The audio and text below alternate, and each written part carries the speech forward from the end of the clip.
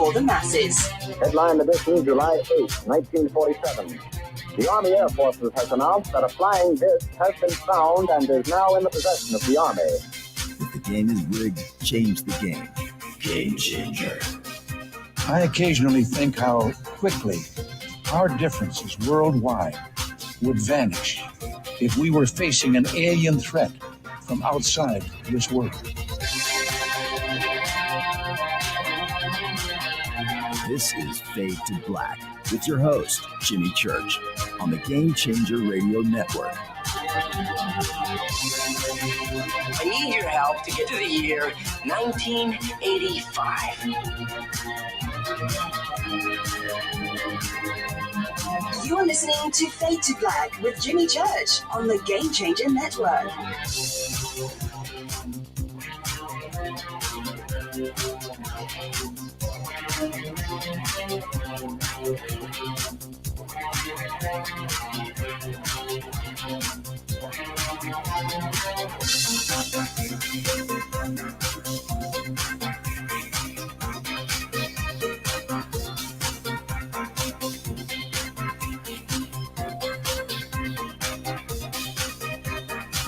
Good evening.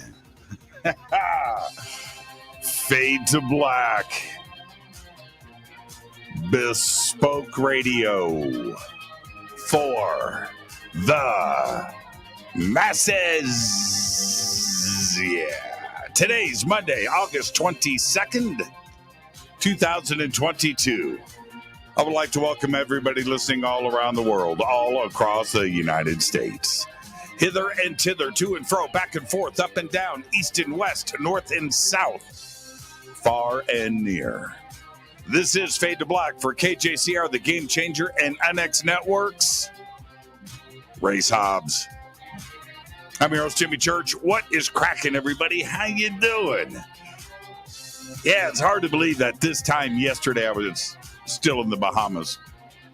But here we go. We are ready. Another fantastic week here on Fade to Black tonight. Very special guest, Steve Barone, is joining us. We have more UFOs over Vegas. That is going down tonight. Tomorrow night, Jason Quitt is here for Quitspiracy number 11, 12, Wednesday night.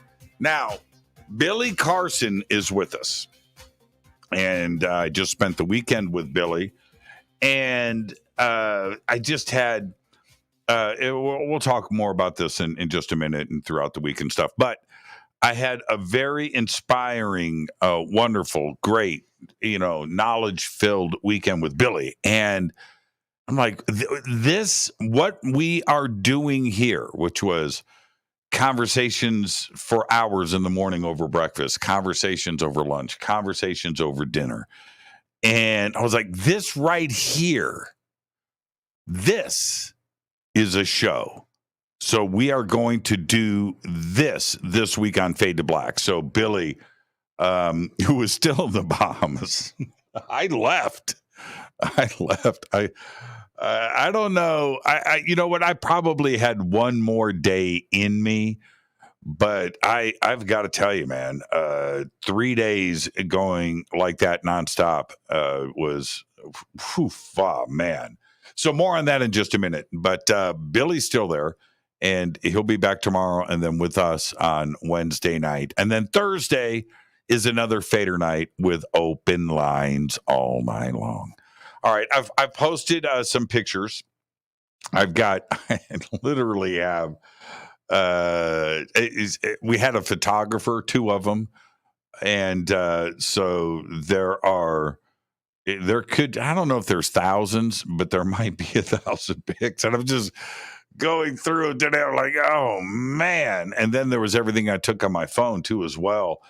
And so I posted some pics up there. I didn't want to just bomb everybody out with a bunch of stuff. And I know what it's like, when somebody goes, hey, man, check out our vacation pics. I get that. But it was a really good energy refueling thing to do to, especially after everything, over the last 2 years, to just get out there and take a deep breath for a minute. And, I need a vacation from the vacation. So, and it wasn't even a vacation. We were working, we got some fun in, but we were working the whole time, and it was very inspiring. So Billy will be with us on Wednesday. Thursday's another Fader night with open lines all night long. And now coming up in just a few short weeks, September 16th, I'll be in Joshua Tree with Billy and Elizabeth for a private UFO sky watch. I'm very excited about that. We're going to be in Joshua Tree. And if you want to attend, you've got to go to that's the number 4, forbiddenclub.com, and you've got to mint some NFTs. That's what you got to do if you want to come out. Now, we're going to be in Joshua Tree for one night. This is private. And then one night in Giant Rock. We've got all the gear, and it's just going to be an amazing time. So come on out. Get inspired. All right, come and hang out with us. I know you want to. All right, there you go. And then, again, Billy and I and Elizabeth are going to Egypt, and that's coming up in October. Very excited about that too as well. Coming up February 10th through the 13th, I will be hosting and emceeing once again this year for the Conscious Life Expo right here in Los Angeles, California at the LAX Hilton. This is a massive conference. And if you've never been, now's the time. Come and hang out with us at the Conscious Life Expo. It's just an absolutely amazing time. ConsciousLifeExpo.com. And things are starting to get populated over there right now. All the guests, the speakers, the organization and things. We're going to be doing it all again this year. We're going to do the talent show. We're going to have the really cool cocktail party. We'll be, doing all of the panels and all of the special events that we do every year. So head over to ConsciousLifeExpo.com. And then right after that, April 7th through the 14th, I will be hosting and presenting on the Hidden Secrets Seminar at Sea Cruise. And a bunch of great speakers on this cruise, including Scott Walter, Adam Apollo, Nick Pope, Brad Olson, and Vivian Chauvet. I'm going to have Vivian on the show here really soon. I just had Adam Apollo and Nick and Scott on and Brad. So I haven't had Vivian in a while. So we'll have Vivian on with us very, very soon. Very excited about that. And so the links for everything are in the video description box below. And of course, over on our website and throughout social media. Whew, all right. And I got home at 2 a.m. 2 a.m. And then you know what I did at 2 a.m.? At 2 a.m., I saw that the new Game of Thrones, what's it called? The Dragons thing? I don't even know what it's called. And it finally aired, and it's 2 a.m. I've been in, I was like, I cannot not watch this. And I got about 5 minutes into it, and I thought I was going to watch the whole thing. Took a shower, got ready for bed, got all tucked in, popped it on the TV. I was like 5 minutes in, and I'm like, oh man, this is something for later in the week. I can't do this. And then I was out. So there you go. Okay. Get your free membership right now to the UnX Network. I want you to go to the unxnetwork.com, where you're going to get the monthly newsletter. You're going to get that for free. You're going to get access to all of the blogs. You're going to get event notices. You're going to get discounts to all of their events. They're doing cool things all the time, by the way. And you also get a digital copy of their quarterly magazine. It's all simple to do. Just go over to the unxnetwork.com and get registered. Do they have a nickname? The X's? Do they have a name for those? The X's. Hey, Race, what are the X's? It was good. I just laughed at myself. The X's. Race, text me, man. What are the members over there calling themselves? The X. Oh man, become an X. Become an X. Just go over to the nxnetwork.com. Now, right now, EdenPURE has changed things up. They've gone back to their 3-pack special right now for the thunderstorms, right? So you buy 3, you save $200, and you get free shipping. Man, I couldn't wait. Last night, I just wanted to, and I was thinking about this on the plane, right? And customs and all of that stuff. And my car was valeted, right, at the airport. Don't ask me how I did that. You got to know people. So my car's valeted at LAX in this really cool secret spot inside of the airport. And I couldn't wait to get to the Jeep because I knew whoever the valet was going to make a comment on my thunderstorm. So if you start the car, it starts. It's right there, right? And sure enough, I'm having a conversation for 10 minutes with the valet guys about the thunderstorm. Little UFOs too, as well. They saw the UFO, the alien sticker, and the fade to black plates, and they wanted to know what was going on. And but I told them, I said, it's ozone, man. It's the way it smells after a thunderstorm. It does. I said, it does. That's incredible. Where can I get one? And I showed them last night at the airport, right there on their cell phones. Showed them what to do. How cool is that? Get yours right now. 3-pack special. Save $200. Get free shipping. Promo code is Fader3. EdenPURE loves the Fader knots. The links for everything is in the video description box below. Follow me on Twitter at JChurchRadio. The sandbox is hashtag F2B on Twitter. Let's see who is hanging out right now on Twitter. Man, Twitter it's just too much. There's Donnie, Thirdstone, Lord, Bishop, HH in the house. He's got to post a picture about a guitar. There you go, HH. Greta is there. Triscale is there. Betty's there. Olivia, what's up? Of course, Ken Priest has got a weird cartoon about dolphins. So there you go. Yeah, call me Mr. Nimbus. I did it. Breaking news. Crazy news day. Thank you so much, Renee. Made my life so easy today. Phew. Because in Congress, where legislation is drafted, debated, and enacted, clear and concise definitions are of paramount importance.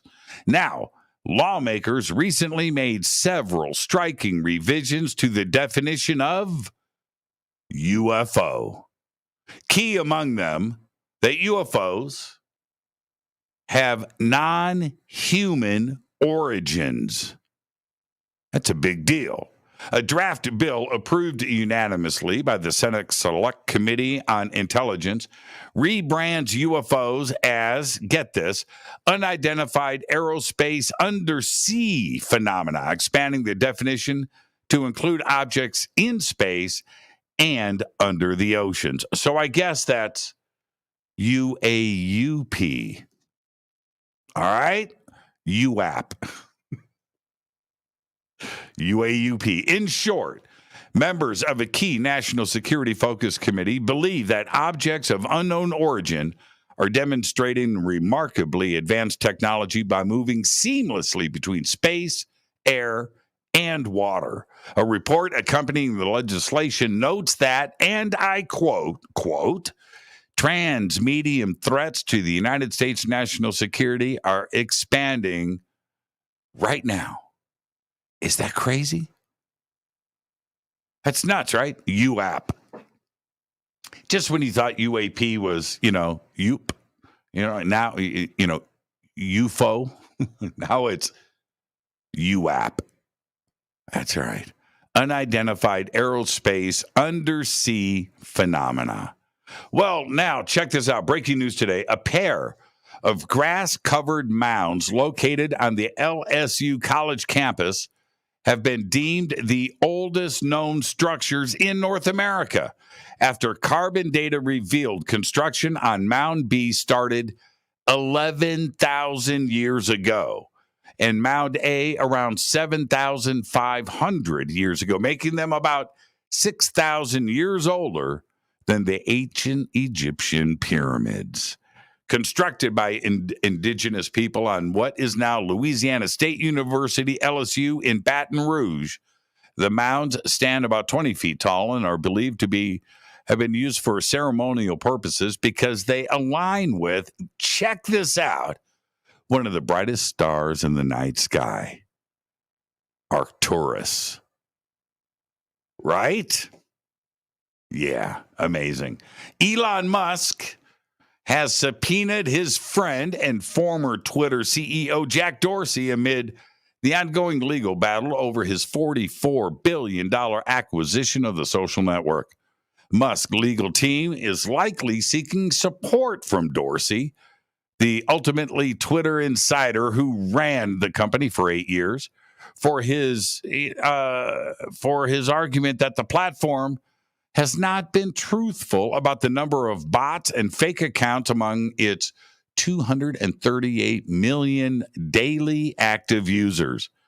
Dorsey co-founded Twitter in 2006 and reportedly grew close to Musk, urging him to buy the company and take it private. He stepped down from running the company a second time last November.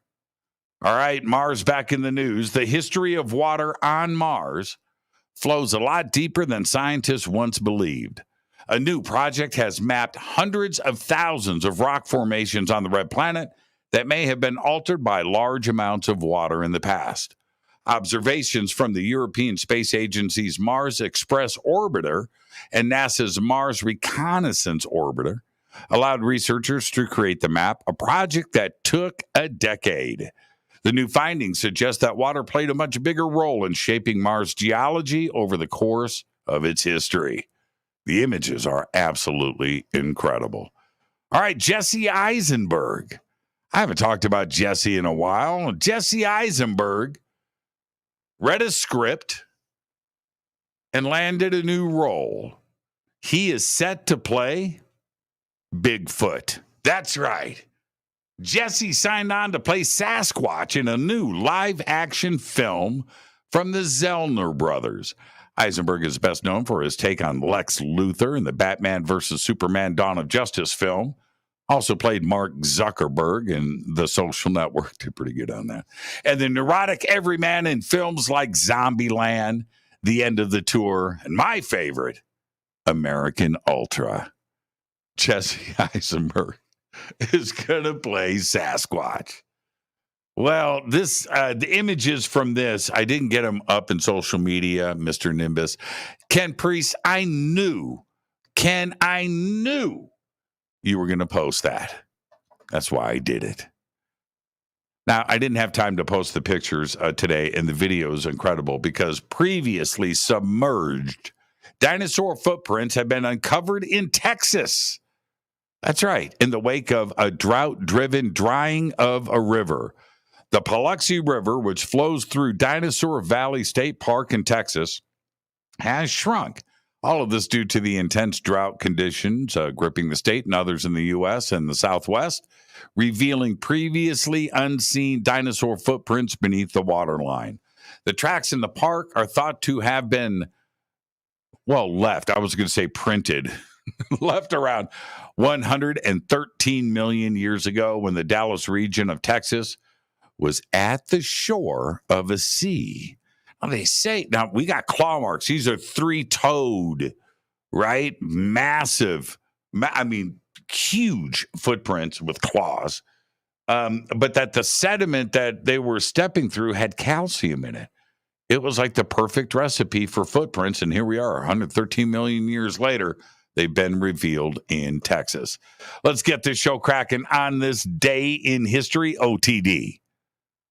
In the last 1485, in the last major battle of the War of the Roses, King Richard III is defeated and killed at the Battle of Bosworth Field by Henry Tudor, the Earl of Richmond. Fate or fact? All right, I got to take a deep breath for this one.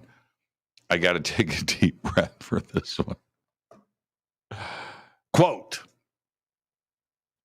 the incredibly strange creatures who stopped living and became mixed up zombies, end quote, was the actual name of a real film that was released in 1964. Look it up. Look at the movie poster. 1964. That is your Fate or Fact. Tonight we have very special guest. Steve Barone is here, UFOs Over Vegas. Tonight it's more UFOs Over Vegas. Tomorrow, Jason Quitt is here for Conspiracy. I think it's number 11. Yeah, that's a conspiracy right there. It might be number 12. Wednesday night, Billy Carson is back with us, and I asked him to inspire all of us. So that's what we are going to do Wednesday night. Thursday is another Fader night with open lines all night long. Now it's time for me to hit this River Moon coffee.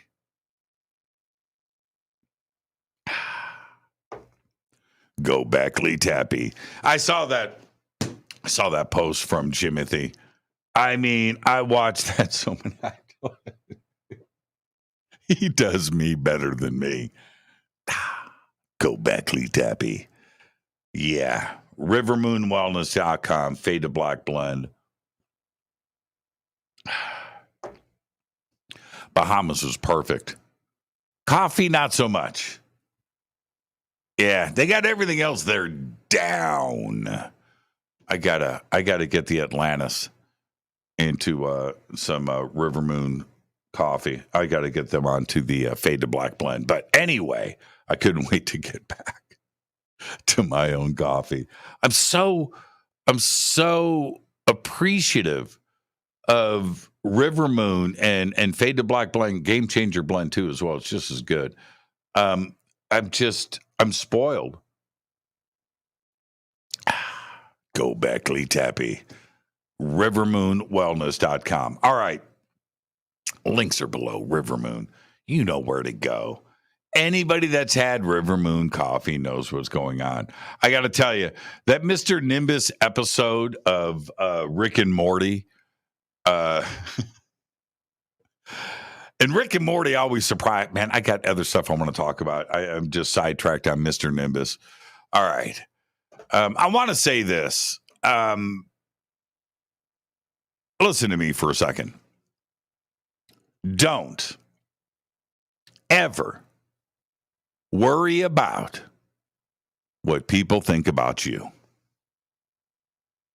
You do you. I just spent another weekend with Billy Carson and the Forbidden Team, Elizabeth, Justin, Melissa, and, me.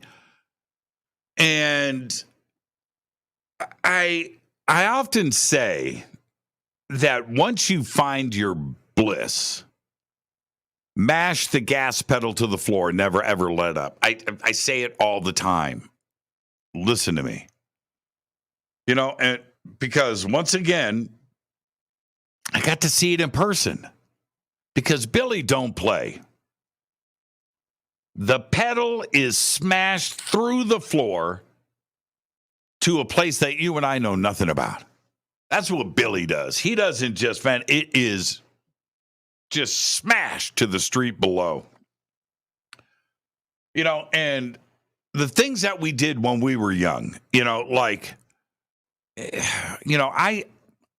I just jumped on a plane one day at the age of 21, made the decision the night before. The next day, I quit my job. On my way to the airport, I quit my job, get my paycheck, go to the bank, cash it, continue to the airport, and I fly to California. You can take chances like that at that age. Right? But once you grow up, and I get it, you just find yourself playing in the safe zone. I understand that. But I've never done that, ever. I just never have. I never have. So if you haven't chased your bliss yet, for whatever reason, whatever, it's okay. But maybe just try dipping your toe in the water. Not all 10, just one. Just kind of ease in to the cool water. Because the next thing you know, you're going to be waist high and happy, saying, I should have done this a long time ago. When you are around, and because when you're around somebody like Billy, as long as, I've been working with him, and then I step back and I just think about everything that we have done. And it's just been one thing after another, just bam, bam, bam, bam, bam. And then you don't notice it at the time because your foot is mashed to the floor. It's go time. It's never rest time. It never is. And, and I just go and I just don't relax. I don't ever stop. I found my bliss, right? And I'm watching Bill and I'm like, man, I need to rest. And finally, it was like, it was Saturday afternoon. And I go over to Billy. He's laying down in this chair and he goes, man, just give me a minute, man. I need to take a nap. I'm so glad I'm seeing this. It was 5 minutes. That's it. He's back up, running around and planning and doing. And that inspires me. Billy don't play. And I don't want to play either. I don't want to waste a minute. I don't, and neither should you. So if you're worried about what people are going to think, screw that. I don't give a rat's ass what people think. I just don't. I don't do it. I don't worry about it. I don't think about it. I don't contemplate. I don't wonder. I don't do it. And neither should you. So whatever that bliss thing is, don't worry about everybody else. Just kind of ease into it a little bit. Just kind of ease in. All right? Slowly mash that gas pedal down. And then the changes happen. All right? All right. This is Fade to Black. I am your host, Jimmy Church. Tonight, Steve Barone is with us. It's more UFOs over Vegas. And we've got a bunch of images. Steve contacted me last week in the middle of the show. The middle of the show last week, he's like, dude.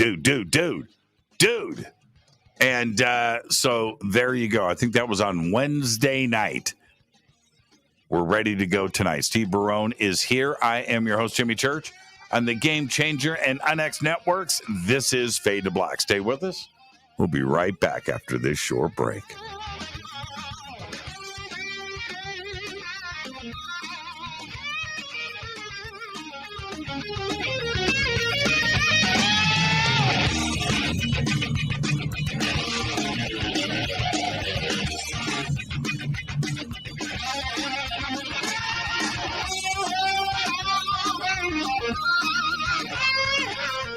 This is Nicole Church, daughter of you-know-who, and you're listening to Fade to Black on JimmyChurchRadio.com and the Game Changer Network. You're listening to Jimmy Church and Fade to Black on the X.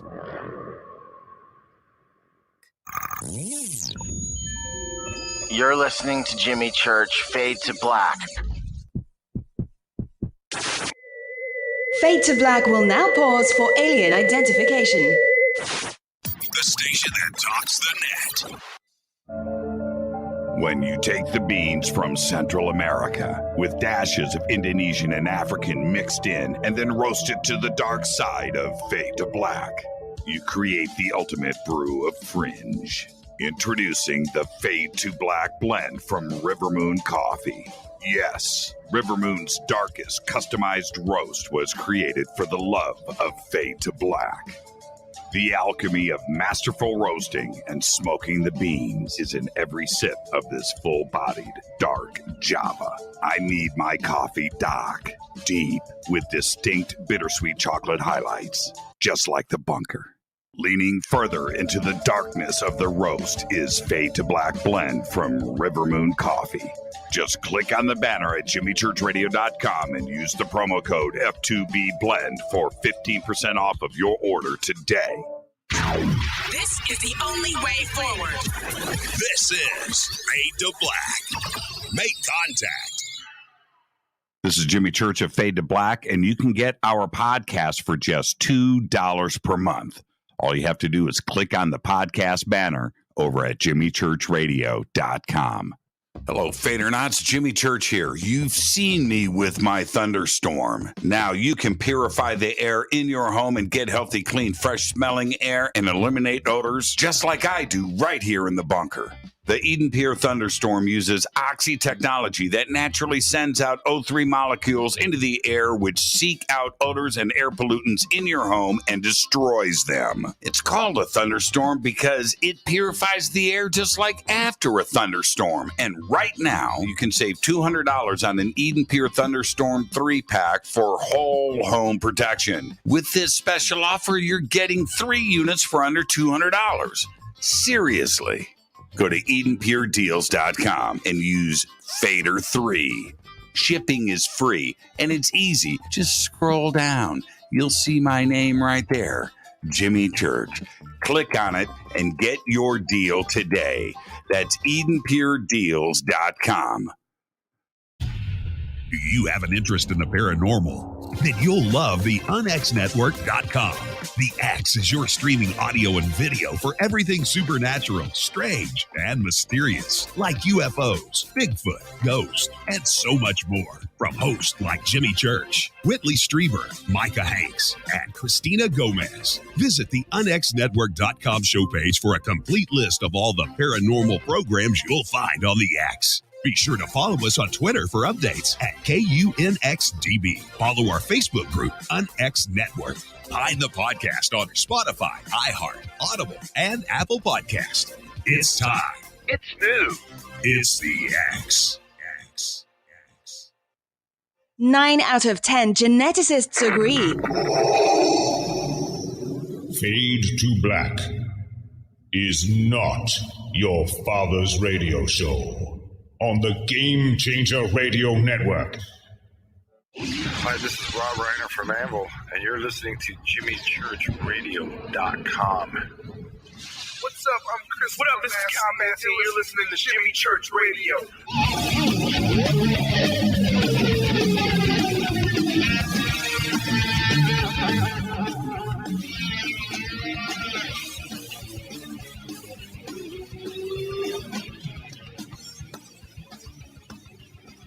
Welcome back. Fade to Black. I am your host, Jimmy Church. Tonight, Steve Barone, UFOs Over Vegas. Tonight, it's more. That's right. It's more UFOs Over Vegas. And so we'll get into all of that in just a minute. Steve lives in Las Vegas, of course, and in 2011, saw his first UFO while on a cruise near Nova Scotia with his wife. Since then, he has set up video cameras on his property west of Las Vegas to capture what is going on over the sky and the city and, of course, Area 51. He's got a Facebook group. He's got a YouTube channel. We've got the links for everything below. Everything is called UFOs Over Vegas, by the way. And, Steve's kind of laid back. He's not loud. He's not obnoxious like me. He's just like cool. He is. And tonight, I want to welcome back Steve. You're just cool. You're like the cool side of the pillow. Well, okay, whatever. I'll take that. All right, fair enough. And man, you took off your cool Hawaiian UFO shirt. My wife told me I looked terrible. Oh man. Oh, okay. All right. Look, what do you and I know, right? You got to listen to the better half. Yeah, always. They know. You better take that off. Well, I thought it was no. This is an honor of you being in the Bahamas. Yeah. I was going to do the same thing, and I'm going to save that for later on in the week. I didn't want to over Bahama everybody today. Welcome back, my friend. And now, before we get in, we've got a lot to talk about tonight. We've got a lot of things to look at. But let's back up for a minute. For those that are being introduced to you for the first time, I just want to go through some history with you, and we'll circle back in the history part about currently in Las Vegas. But I was just in the Bahamas, and outside of my balcony, I could see the cruise ships pulling in, and they had like 5 or 6 right there, right outside of the hotel. And I am going to be going on my first cruise here in a few months. And I thought about you.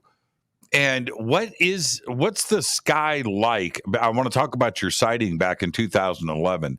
But when you're out of the noise pollution and the atmosphere pollution and the light pollution, and you're out there on the open sea, what are the skies like? It must be incredible. It is, not just cruising. I do a lot of cruising. We've done Eastern Caribbean. We've done quite a few. Alaska, down Mexico, the whole 9 yards.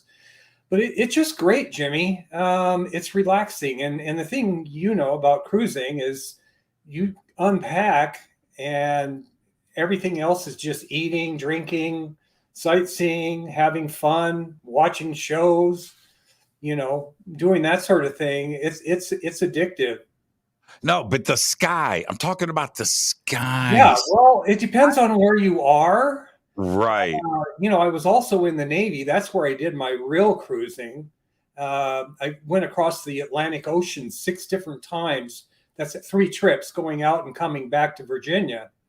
And it's as black as you can get. There's no darker skies anywhere. It has to be if you're in the right spot at the right time, because I know the difference is when you head out of a city or even an area with just moderate light, that you do have light pollution. Once you get away from that and you're in blackness, the sky just opens up. And if you're out on the open ocean on a perfect starlit night, it just must be incredible. I can't wait to experience this in April. Yeah, it's magical. Even in the Navy. Well, but your sighting in 2011, were you expecting that? Tell us about it. No, not at all. We just did it was a week-long cruise out of New York City. We went up the eastern seaboard. We went to Boston. We went to Maine.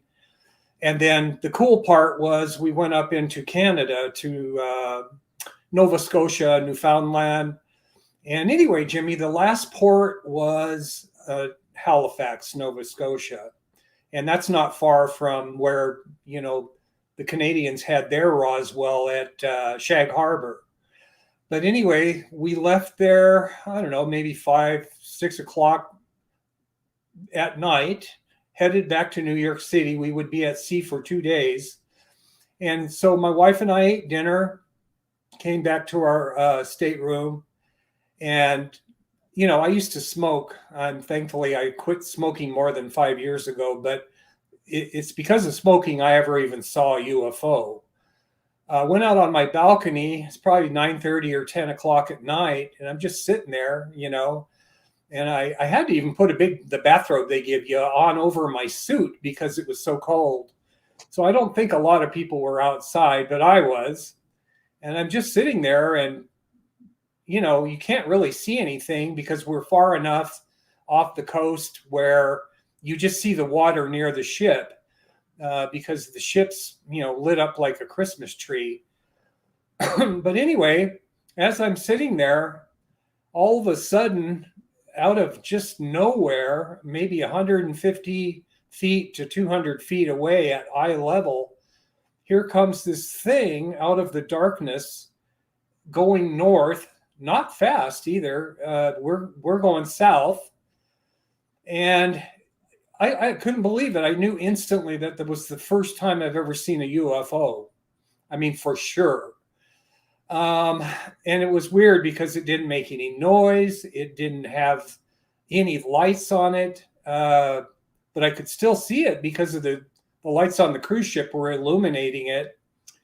And, I've always been into UFOs, just never had seen one at that point. And all of a sudden, about halfway through, it tilts downward like it was going to go into the water. And I thought it would and become a USO, but it didn't. It flattened out again right above the water, and it went around the back of the ship, almost cartoonish at that point.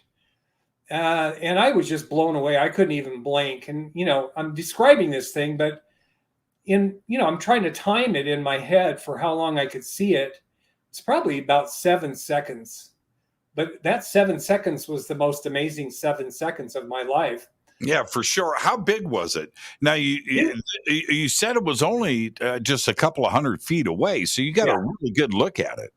Yeah, it was, it was a shaped. My memory is probably a little bit warped, but I felt like it looked almost like a crystalline shape. And then on the outsides of it, I think that's why I felt like it looked more crystalline, was the edges of it seemed to be a little bit more opaque than the rest of it. And of course, 6 or 7 seconds when you're not expecting anything, I often question not that I saw it, but what it really, really looked like. The so no sound. Was it turning or was it in flying? No, it just looked like you're looking at something going by and you're looking at the side of it. And when you ask how big, it's hard to compare it. It's if you would think of a large military helicopter and then maybe double it, but it looks bigger because it was kind of the shape of a crystal. A crystal up and down or a crystal sideways? Sideways. And did it have was it, did it have a pointier front and a blunt back, or was it? No, both ends seem to have a little bit of a point to it. Any facets? When you say crystal, what makes you say crystal? Just because the edges seem to be more opaque, like you're looking at a diamond or a crystal. It just seemed like there was a little bit more light at the edges of it. And then the shape was more like a crystal. Anybody else on the ship talk about it? Of course not. I didn't even report it to the ship, because my wife said, they're going to think you're completely insane. Mm-hmm.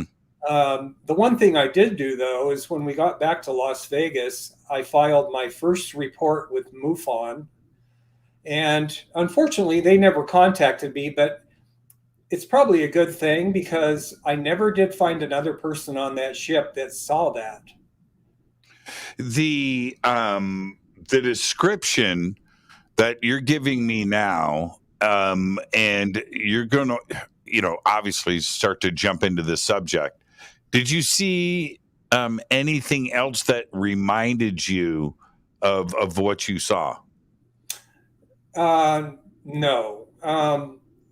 The thing that it reminded me of, that I always talk about, the way it came out of the darkness reminded me of the days when I was in school, and you're all happy because you know you're going to watch like something on a projector. So they darken the room and then they put that light on the wall, the white light before the movie or before whatever they're showing starts playing. That's kind of what it was like, but not nearly as bright. How does this change you? Because I have anybody that goes through the experience for the first time, when it's not a balloon, a plane, a helicopter, a rocket, or you're seeing something that doesn't fit what you have normally seen, and how does that change you, thinking that possibly we are not alone and that there is something visiting us? What changed in me was just, I wanted to talk to people about it, and you have people in your family and your friends, and you find that a lot of them, they're being polite when they're listening to you, but they're not really wanting to hear it. And the main thing, the first thing I thought was I finally had confirmation of my beliefs in that, I don't know if they're aliens or what they are, but I always believed they were real, UFOs. And, but soon after that, it started kind of fading out, didn't have anyone to talk to about it. And it melted away, but I never forgot about it until the next one happened. And then that one threw me for a loop and put me over the top. And that's why I'm here right now. Well, how long of a gap was it between 2011 and outfitting your house with a kit? Yeah. Well, it was about 2.5 years, because that was in October of 2011, right after we moved to Las Vegas by coincidence.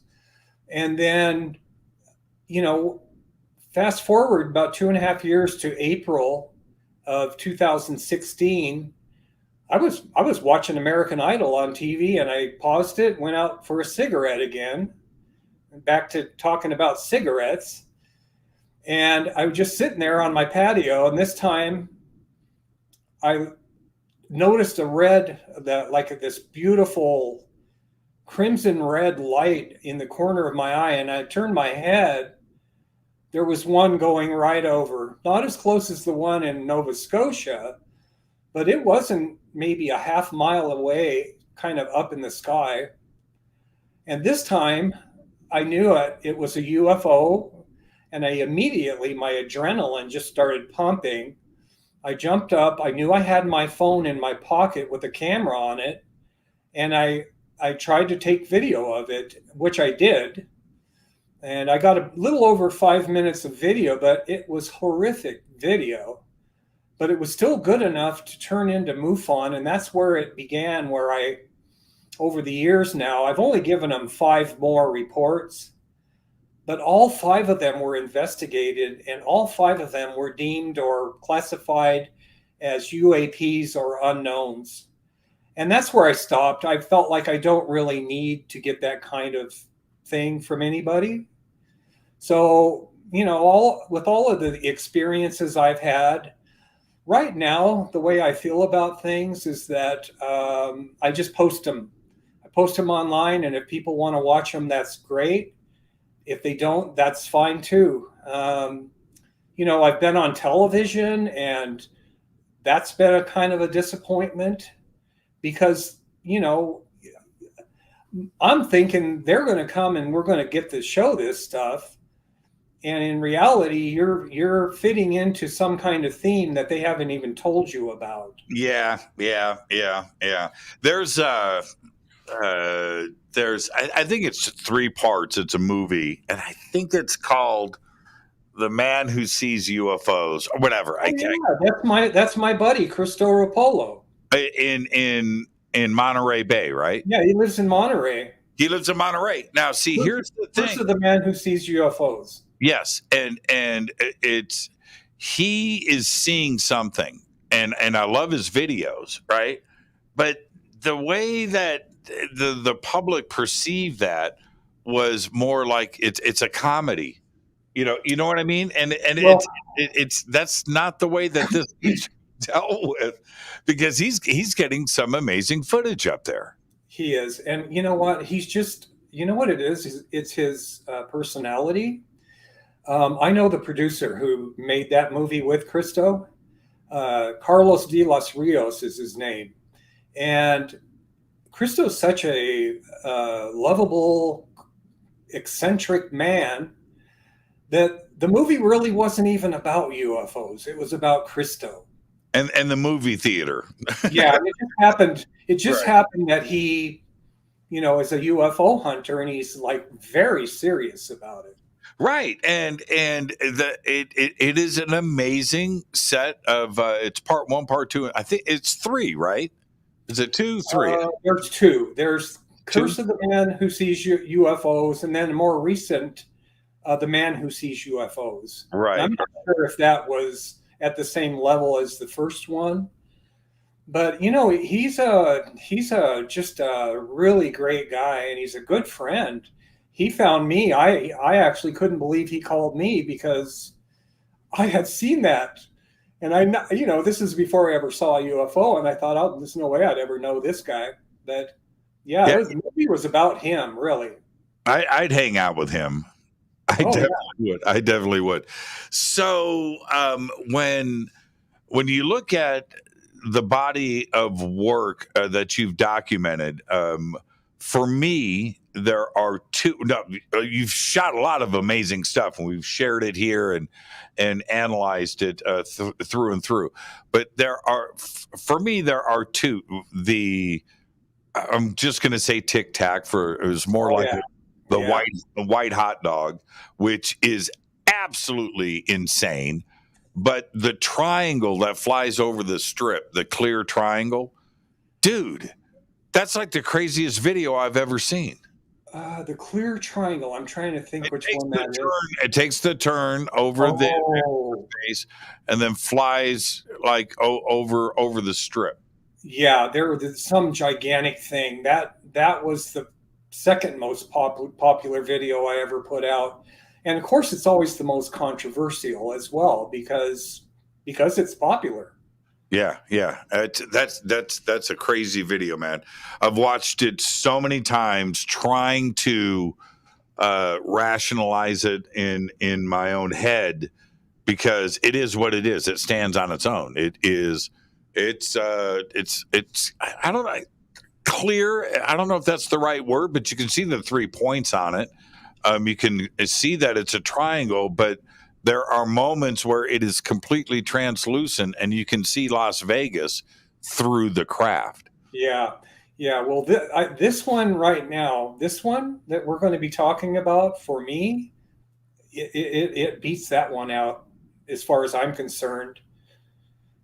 I mean, there's so much proof in this video that we're going to be looking at. Yeah, and so that was my question to you. Those are the two videos for me.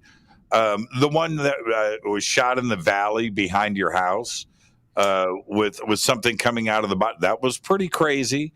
That was a lot of fun and was long, and I really enjoyed that. But those two videos stand out. The one that stands out for you is this latest one that you contacted me about. Yeah, this is definitely my favorite now. And then I like that white hot dog. The last time you said it's a good and plenty.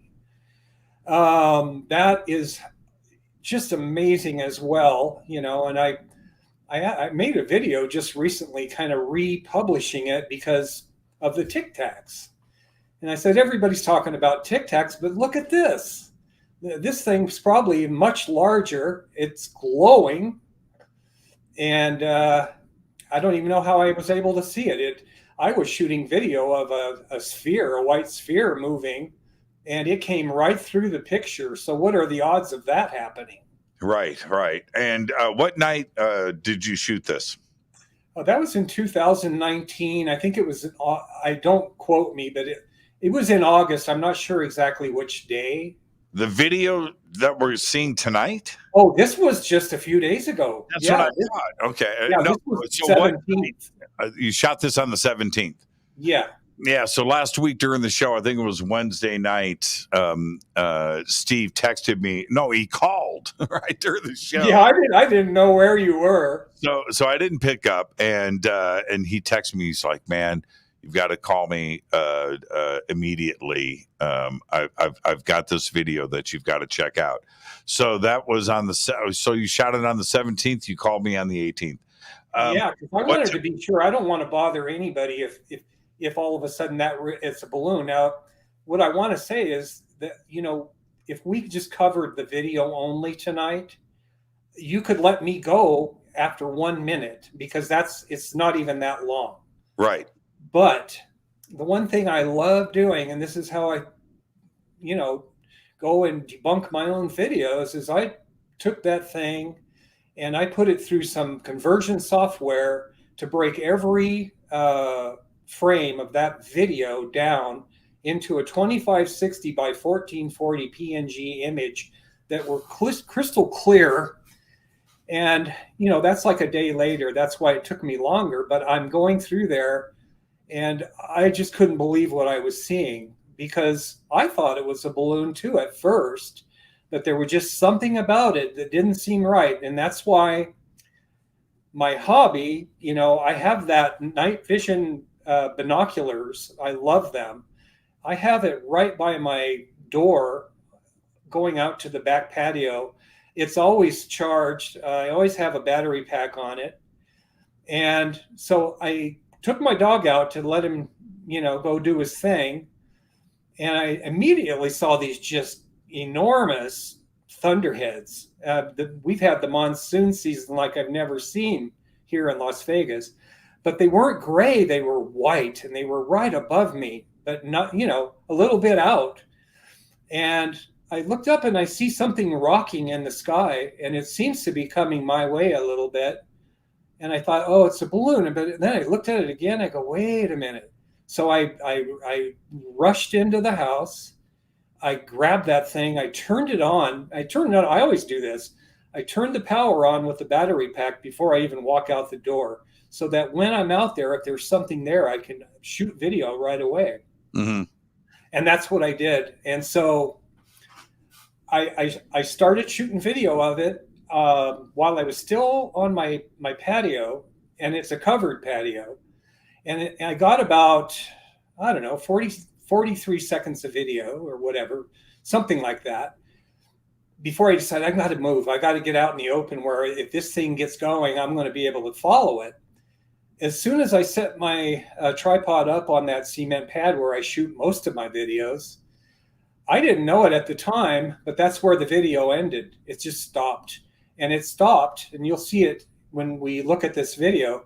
When it stopped right when this UFO turned into a, lack of a better description, like a mace from the old Knights in Armor days. It's like a big metallic ball with spikes.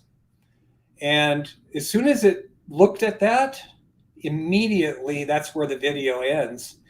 So anyway, I didn't know it ended. I was still shooting video and following it, and it started heading north. It wasn't hardly any wind, but it went north, and it was getting further and further away. So I kept increasing the magnification, and it's not an optical zoom, but it's kind of a really nice digital zoom. Mm-hmm. And I had it as far as it would go at one point at 36x, and then it turned around and started coming back. And then when it came back, it was getting higher and higher. Steve, I got to take a break. Let's get that in. Okay. When we come back, we'll start taking a look at this video, and we'll go through a bunch of images that Steve has prepped for us tonight on the show. This is Fade to Black. I'm your host, Jimmy Church. Tonight, Steve Barone.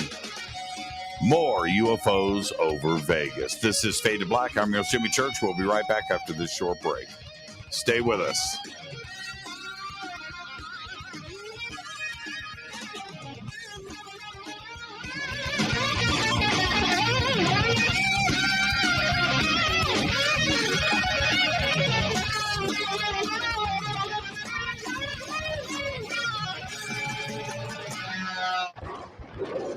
This is Fade to Black with Jimmy Church on the Game Changer Radio Network.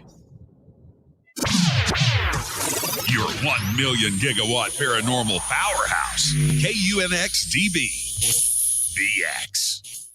Hello, Fadernauts. Jimmy Church here. You've seen me with my Thunderstorm. Now you can purify the air in your home and get healthy, clean, fresh-smelling air and eliminate odors just like I do right here in the bunker. The EdenPURE Thunderstorm uses oxy technology that naturally sends out O3 molecules into the air, which seek out odors and air pollutants in your home and destroys them. It's called a thunderstorm because it purifies the air just like after a thunderstorm. And right now, you can save $200 on an EdenPURE Thunderstorm 3-pack for whole home protection. With this special offer, you're getting 3 units for under $200. Seriously. Go to EdenPureDeals.com and use Fader3. Shipping is free and it's easy. Just scroll down. You'll see my name right there, Jimmy Church. Click on it and get your deal today. That's EdenPureDeals.com. This is Billy Carson, founder and CEO of ForbiddenKnowledge.tv. ForbiddenKnowledge.tv is the fastest growing and one of the most watched networks in the world. And I would like to personally invite you to check out our expanding library of TV, film, lectures, and special presentations. ForbiddenKnowledge.tv has over 6,000 videos covering lost history, health, UFOs, spirituality, and our future. We are committed to our community, and with my personal invitation, you can right now get your own free 30-day membership at ForbiddenKnowledge.tv. Your own library of information starts today at ForbiddenKnowledge.tv. Because you never got that pony you always wanted. Damn it.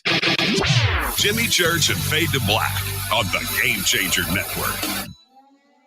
Listen, I know, and you know, that you've always wanted your first crystal skull. Or maybe you're a collector just like me, but you just don't know where to go to find the real thing.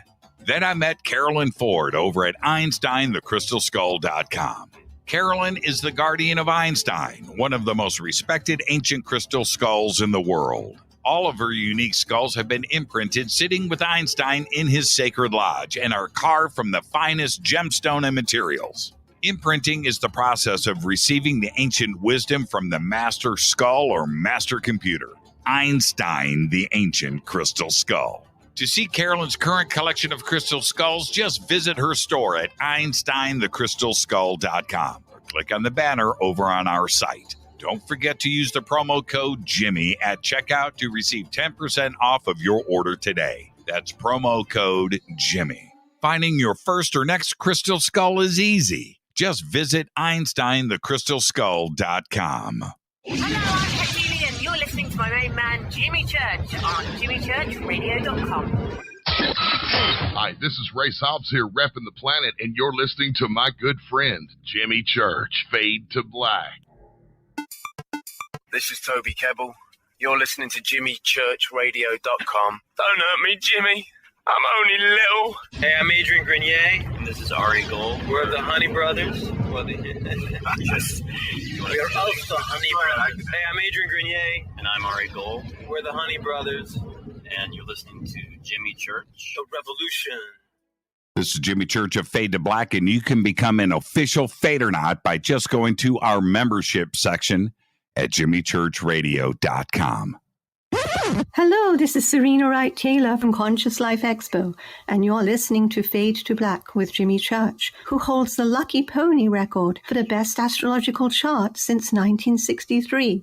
True story. This is Micah Hanks of the Gralien Report, and you're listening to Jimmy Church on Fade to Black.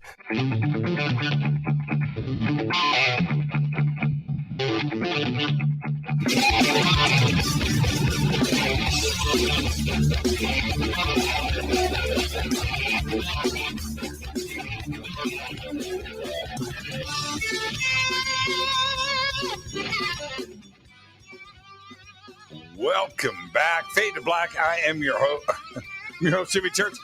Sean Patrick Baldwin just stopped by the chat. I haven't seen Sean. How are you, man? That's OG right there. That's original gangsta status. Man. Good to see you. I'm just in shock. Now, Sean, now I've got stage fright.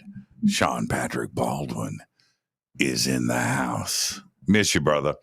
All right. Tonight, Steve Barone is with us, UFOs Over Vegas. And last week during the show, Steve reached out with one of his holy crap text messages to me.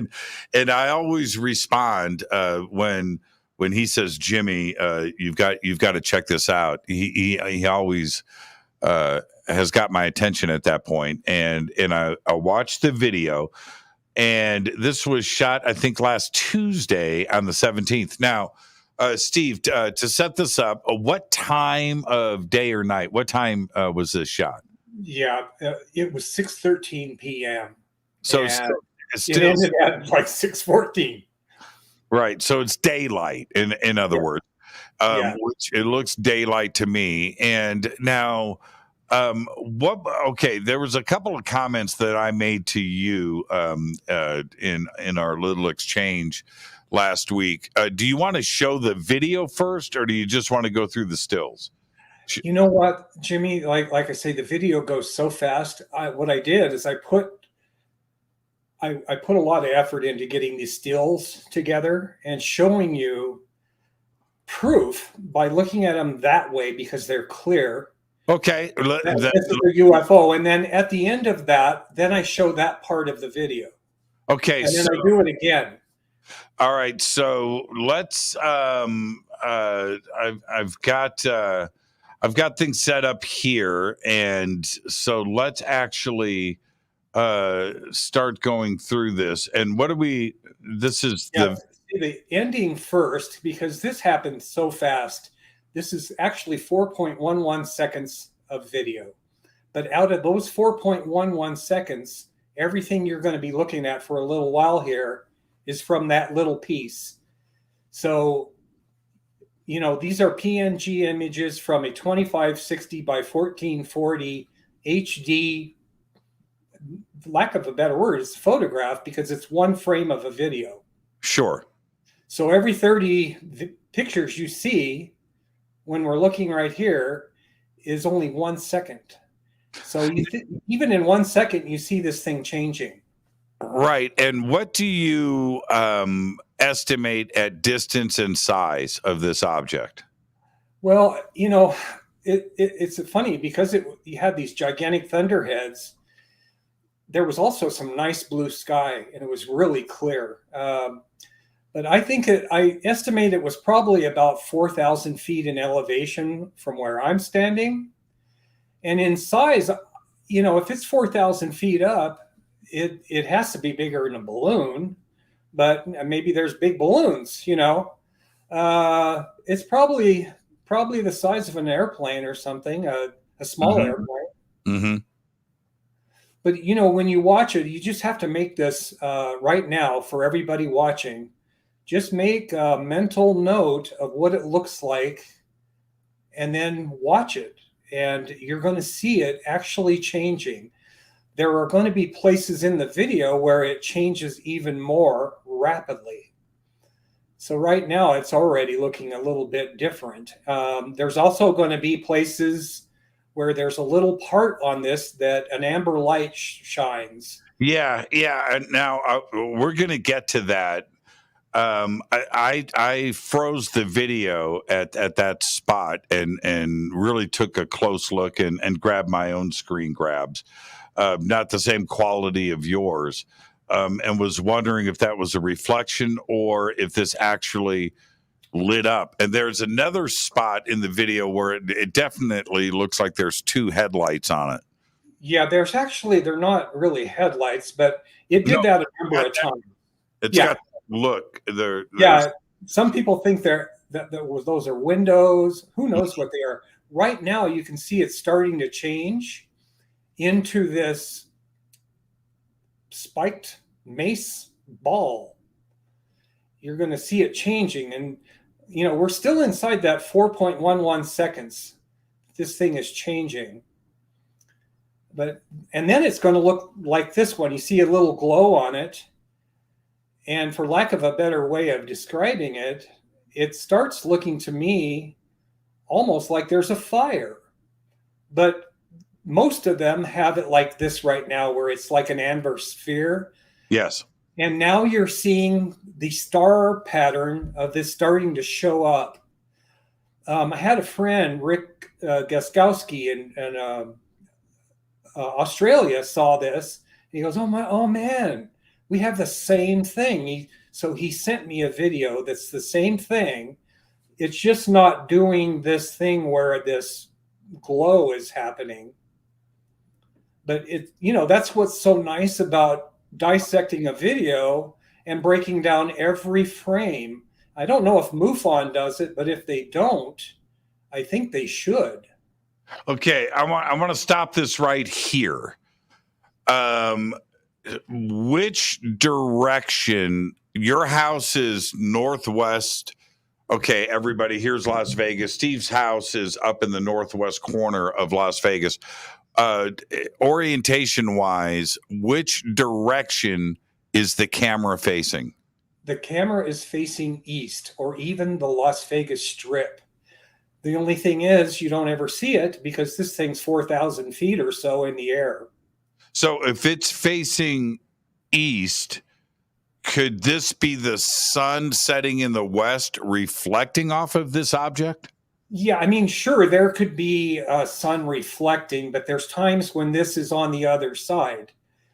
And when you keep going, you'll see that this is not a reflection. Okay. Because I'm 100%, man. I bet my last dollar on this one. Yeah. And then the other way to know that too is there's a point where it doesn't have that glow anymore. Yeah, it's going away now. And the clouds were on the side that I was facing, not behind me. The sun was always out. And then that just kind of went off the screen right there. And now when it came back, it looks different. Yeah. This wasn't long. Yeah, this is where I froze the video and I did my own screen grabs and blew this part up. And see those white dots. A lot of people thought those were windows, but you'll see as we go through here, they seem to like even move out a little bit. It's like if you could take your windshield and have some kind of feature where you unclasp it and it pops out a little bit and it protrudes. Yeah, it's a great shot right there.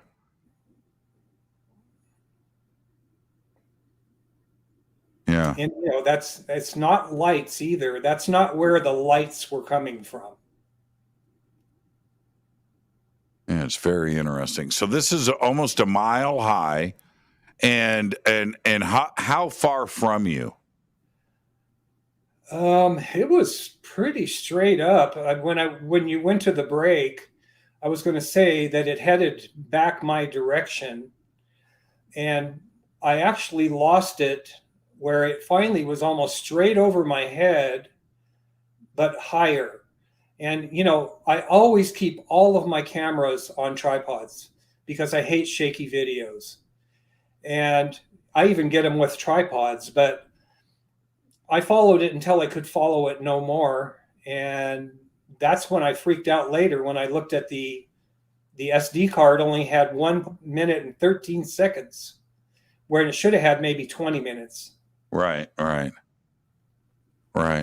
And it went out when we were looking at that mace spiked ball that turned into this.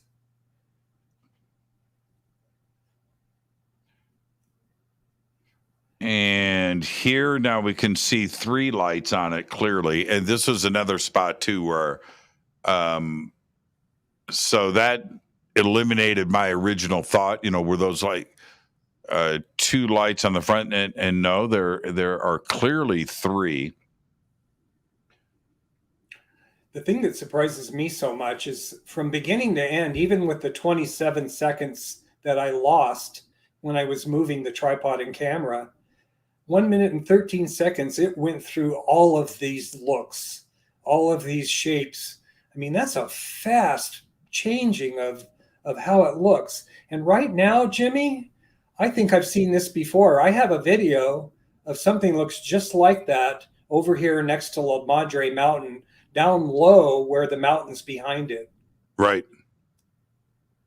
I know some people will remember that I have that video. Yes.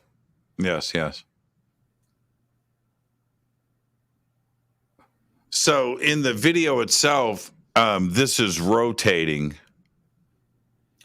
No, it was like a pendulum. It swung. No, I'm talking about the 3 lights in the front and when 2 lights. No, I don't think they were rotating. It was just changing. It just seemed to be changing. I mean, you're not seeing it really rotate here. Of course, we're looking at 30 images for just 1 second too, though. Right. But yeah, I've been going over it with a fine-tooth comb for days, and I'm still just pumped. I couldn't believe that I actually caught this, because that was, that's been my goal since I started, is to come up with something amazing like this, where by the time people get to the end of looking at these slides, they're going to know that this is not a balloon and that it has to be nothing but a UFO. The other thing is, too, you're not seeing it yet because the pictures it's not as close. But I didn't adjust any of the settings on this to make the pictures look better. This is how they looked. And there's points in here where when this thing gets in front of that thunderhead, now it has it almost looks like you painted a white line around it. It's like I don't know if it's a force field, some kind of energy field, anti-gravity. I have no idea, but I love hearing what other people's ideas are. Mm-hmm, mm-hmm. Again, we're back to this two, and I mean, I was just blown away with this right here. I kept going back to the I'm calling them headlights, and you're right about the mace thing, but here, and I'll stop it on the next frame, because here it starts to take on a different. It's more of a rectangular. It's not as oval or round as it was originally. And those white things start popping out. Yeah, start moving further in front of the object, and you see shadows under it or something. You can see them right now. There are little darker spots down below under them. So explain to everybody again, you get 30 frames per second. You broke this down to individual frames. So we're watching this. Explain to everybody this process here so they understand. Yeah, it's real easy. I mean, I started doing this a long time ago, because when you turn a video in, like to MUFON, and you want to have them look at it, before you turn it in, you want to make sure you're not playing the part of a fool, and that you get in there and you comb over it left, right, and center and make sure that everything about it is unusual. And so that's what I do when I have one really good like this. I just want to look at it, and I wanted to find the right software. When I make my videos, I have a pretty good program to make them, but the one thing it won't do is it won't take this footage and break it down into images that are the size that the camera shot them in. So I did find one, and 2560 by 1440, it's pretty big. It's a big image, yeah. And then I use PNG images over JPEGs because it's higher quality. And, when you're a UFO hunter, you already get hammered by people that think you're some kind of, nutcake. So, I do everything I can to try to prevent that. And fortunately, I have been able to, with the exception of a few trolls that anybody gets, no matter what they present. Sure. And now the bobbing, the camera is mounted on a tripod. Yes. So the bobbing isn't from your hand. No, not at all. It's got. We'll look at the video later. When I thought, and my comment to you originally was, it looks kind of. I didn't say what I said. It looks kind of balloonish, but it doesn't. It doesn't. When you watch the video over and over again, that's not what I don't know. Well, that's why I did this, Jimmy. If I just presented that video and let people roll with 47 seconds of this, and they'd laugh their rear ends off. Sure. Because they would say that's a balloon. It's not a balloon. And I have had it posted for a few days now on Facebook, a couple of days, and very few people say that. The one that made me laugh, though, and you can see it right now, I can see why he said it. He said it's a Spider-Man balloon. Of course, I told him you need to go back and watch the end of the video. Spider-Man balloon. Spider-Man balloons don't turn into a metal sphere with spikes. It's not a Spider-Man balloon. I would love to be able to just go into that zone really quick and go, this is what it is. But okay, let's keep this rolling here.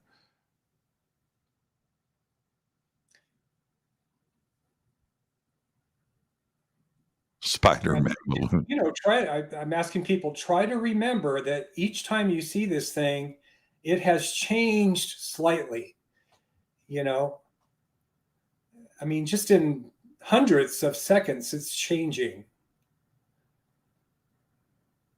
And, it's not because it's blurry. Right. So every shot here, everybody, it's a 30th of a second. That's right? it. It's 30 frames per second. So you're looking now look at this, Jimmy. This is where it starts changing again.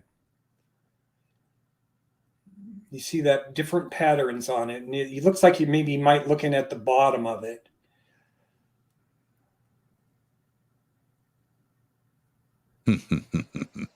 It's pretty tasty.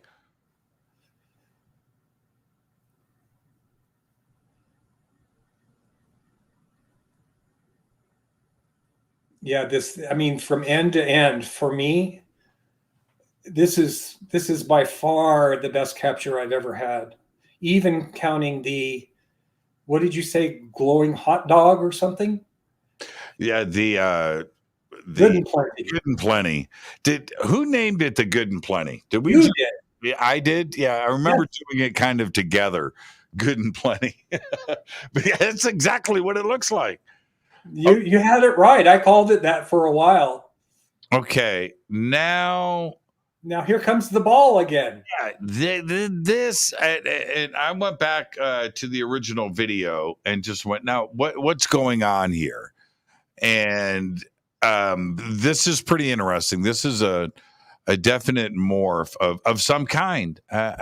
Now, how long did you visually? I know that the video itself is 45 seconds. How long did you see it for? 15 to 20 minutes. And so it flew north and then came back to you? Yeah, and we're still, for people that think, a lot of things have gone by, we're still in that original 4.11 seconds. If you take, 30 times 4, that's 120 pictures. And it's 120 plus here. Maybe there might be somewhere it went out of frame that I removed the picture. Right. Yeah, somebody just commented that it's changing views. It's sort of. You'll see in the video. I mean, it's it goes by so fast and things. And I thought it was all of those things, that it was, rotating and we were looking at different. No, it's not. I mean, it's partially that.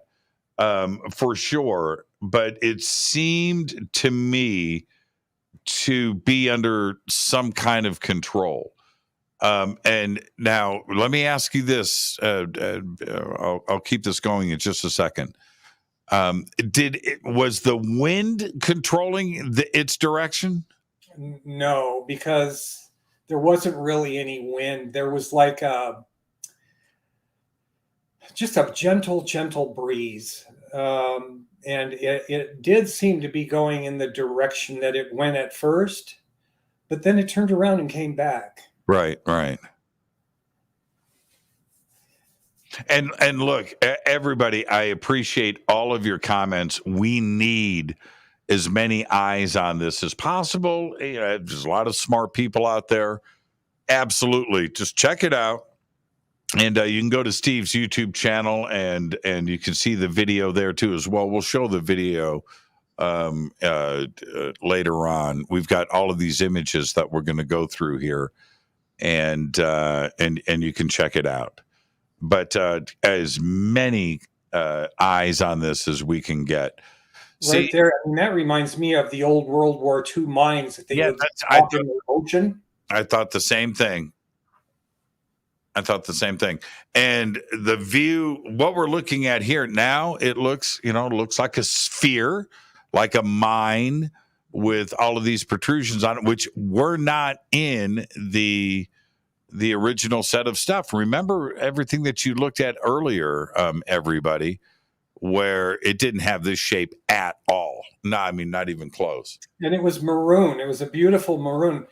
We'll get into some later where you see how pretty it can be. It's just beautiful. I never would have imagined that either.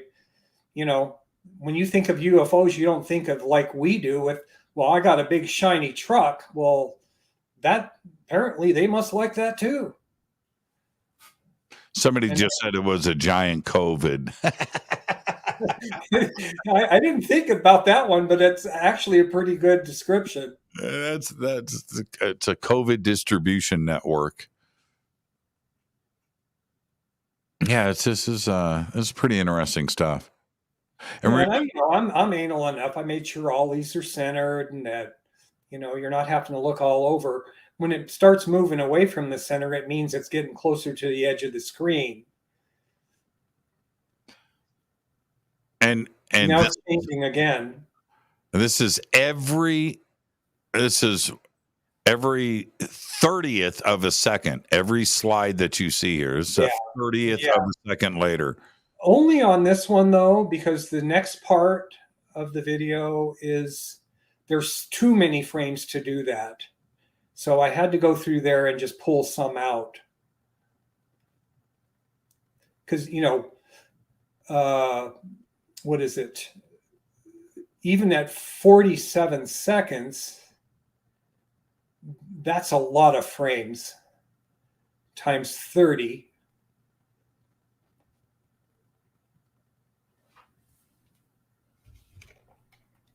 Yeah, it's pretty interesting. The other thing too is when you know this, Jimmy, is that when you upload these things on YouTube, no matter how high the quality, it's compressed. So it takes a little bit away from the quality of the image. So what I'm seeing here is just spot on. It's amazing. Yeah, we need to take a break. Let's get this in. This is Fade to Black. I guess tonight, the one and only Steve Barone, UFOs Over Vegas. He shot this video last Tuesday night on the 17th, and we're showing it to everybody here tonight for the first time. So I want everybody's opinions. We've got a lot more coming. Stay right there.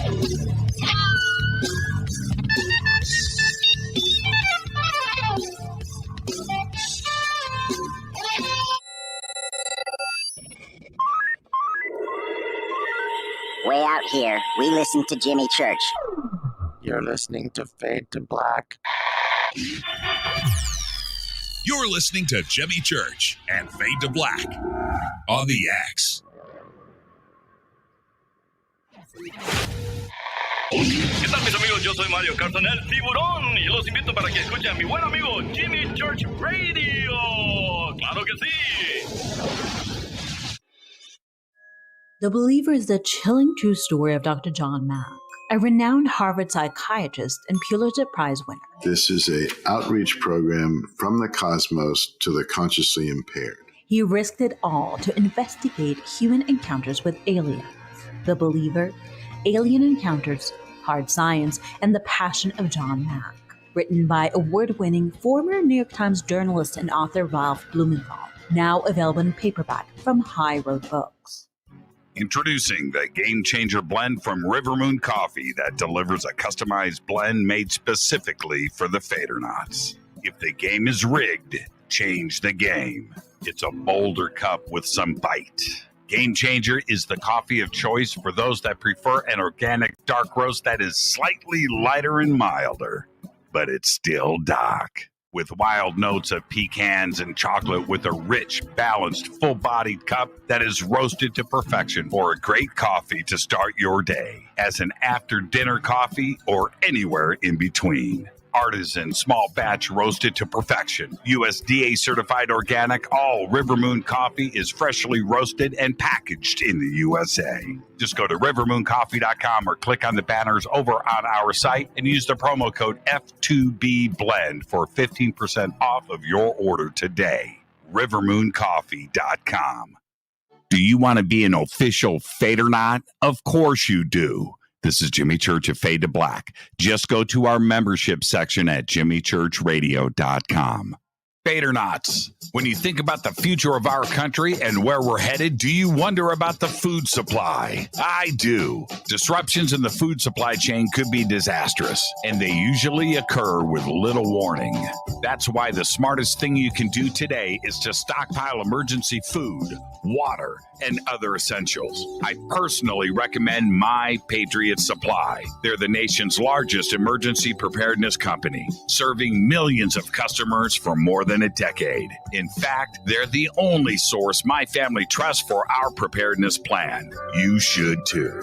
Right now, save 20% off a full 4-week supply of delicious meals that provide 2,000 calories a day. Saving 20% helps too, doesn't it? Especially now. So go to preparewithjimmy.com and get ready. That's preparewithjimmy.com. There's no time to lose. Do it now.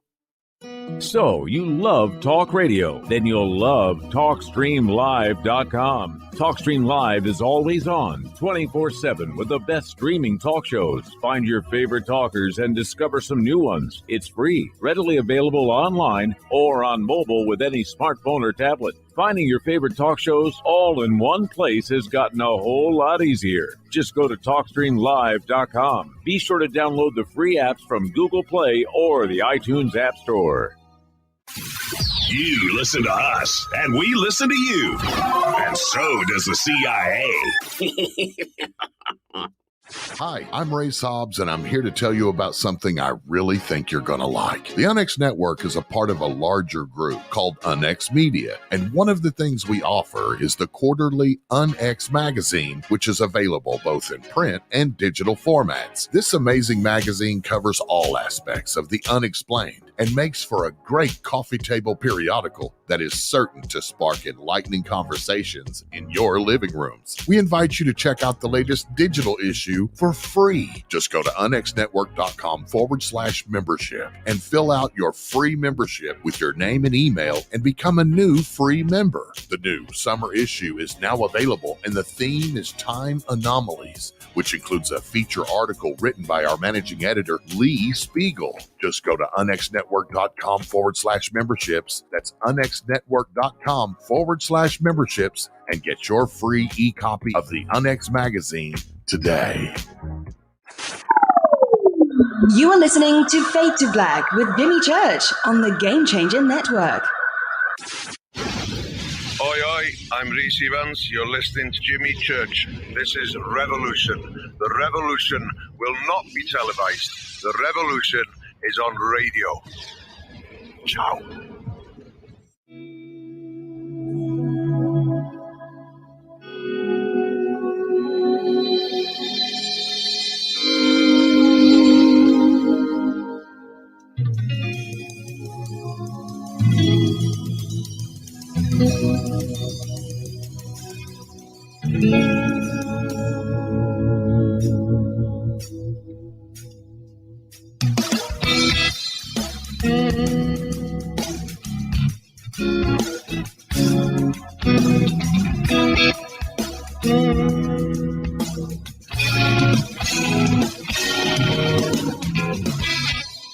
Welcome back. Fade to Black. I am your host, Jimmy Church, fresh off the plane from the Bahamas.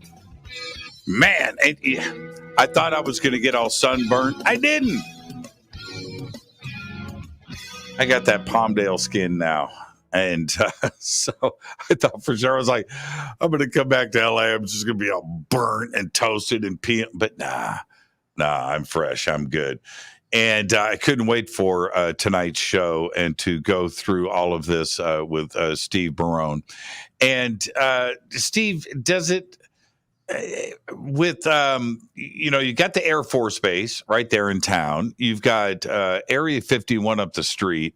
I now live in Palmdale, so I've got Lockheed Skunk Works, a few blocks down the road. I've got Edwards Air Force Base, and I'm able to just go in my backyard and be Steve Barone.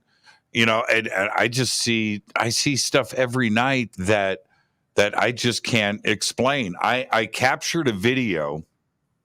This is what I did. I finally just thought about doing this. And I was sitting on, I have an upstairs, a second floor balcony. And I've got a chair up there. I've got my night vision and binoculars and things. And I see something off in the distance, about 10 degrees up in stars or whatever. It started moving left to right in groups. And I went and grabbed my phone and put it up to the lens on the night vision and did my best to capture what was going on. And it lasted for about 15 minutes. It's so hard to align the phone up. Trust, it's like ridiculously difficult to do. But I got about 2 or 3 minutes of really, really good footage. And I am going to edit that this week and post this up for everybody to see. It's crazy town. I mean, it's stuff that this is something that I just can't explain. And so many complain to me, Jimmy, you say you see all this stuff, man. Where's the video? Well, finally, I was able to line this up. I'm going to figure out a better process to do it. You seem to have the process down. How many cameras do you have? You have 3? Oh, I have more than that, Jimmy. My wife has it's almost I don't use hers. It's a really good camera. It's almost professional. She took classes and stuff, but I don't use that. I have a Nikon P900. Good camera. I have 2 night vision. One is a monocular, a newer one. The other, the binoculars are even newer. And it's night vision, and that's what we shot this with during the day. That takes nice videos during the day. Surprise. And then I had the one that I shot most of my videos with. I donated to another person here in town who just seemed to be really supportive and really wanting to do the same thing. And she lives closer to where the things I shoot video of. So I thought she'd be the perfect person to give that to. Actually gave her a tripod, batteries, the whole 9 yards, so she could, get started herself. And then I have a Celestron spotting scope. You just mentioned holding your phone up to the night vision. Mm-hmm. I have the little adapter for that Celestron where you can put a phone on there and take really, really clear pictures a long way away. The tough part is it's a Celestron. It's a big thing to be moving around. Yeah. And then the phone cameras. I have the same thing. I have a Celestron spotting scope, and it's amazing, but it's heavy. It's big. And you need the only way to really use that is with a tripod. And I've got the mounting hardware. My whole trip is you've got to mount the hardware, you've got to get the phone on, and meanwhile, you're missing the action. So the other thing is that it's even when you do that, it doesn't mean it's going to work because it's hard getting the phone on there just right. Yeah, just right. It's man, it was so frustrating. But I did get about 2 or 3 minutes of footage. I showed it to Steve Murillo. I'm going to get back to your footage here. I showed it to Steve Murillo last week. We went out to dinner, and he was like, "Dude, holy crap!" I'm like, "Right?"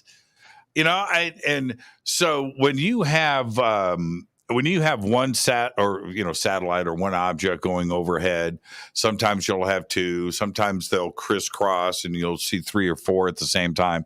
All that's fun, but when you see 4 appear in the night sky, or 5 and move across like this, that I can't explain it. And it was doing it over and over and over again.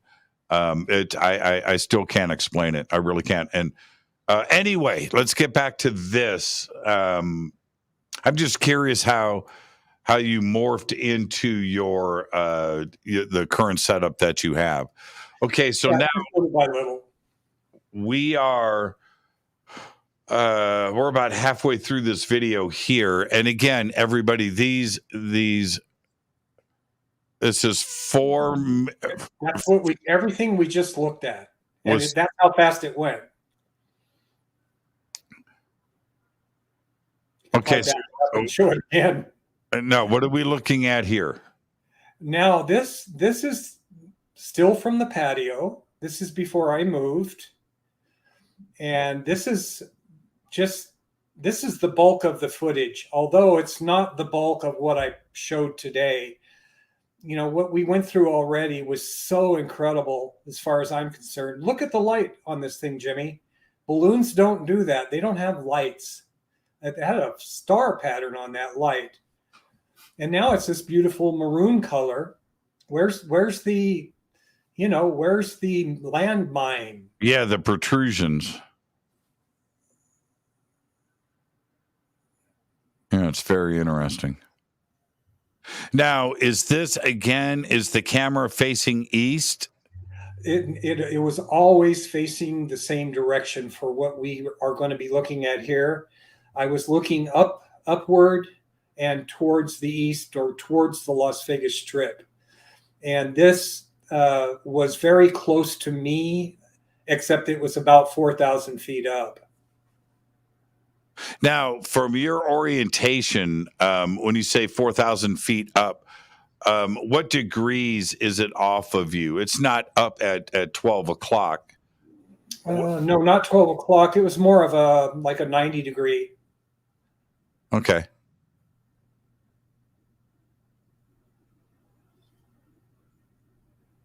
So what I did here, though, Jimmy, is I showed a lot of pictures of this with this thing illuminated. It's right there. It looks at that bubble-looking thing, the amber white bubble. Yeah. And then I showed 1 or 2 or 3 images on each side of it to show you that the light came on and then it went off. And I don't know if it's a light, but that's what it looks like. I mean, to me, it's like that right there. If most people would say that's a reflection, but it's not. That's not the sun reflecting off of it. That's the thing that lights up. Yeah, this illumination around it now is very all the white now is the big cloud, the gigantic thunderhead. Right, of course. No, I'm talking about the illumination, the halo. Oh yeah. No, I knew you were doing that, but I just want people to know why is it so white? That's why. It's just a big thunderhead behind it. And that's what originally I probably the reason I could see it while I was shooting the 20 minutes, Mm-hmm. I'd have my camera on and I could see it and I was following it. However, when I took my eye out of the camera and looked up at the sky, I never could see this thing once it started moving away from the cloud. It was just far enough up and maybe small enough where I couldn't see it. As a matter of fact, I even took my phone camera out of my pocket while the camera on the tripod's focusing on it. And I tried to find it with that, and that didn't work. And then okay, let's stop right here for a second. So this is a 30th of a second later. Yes. And now it is definitely different. Still the same light on the front, but it's not smooth. Well, watch those white areas. They become triangles. They become circles. It just keeps changing. It looked just bizarre.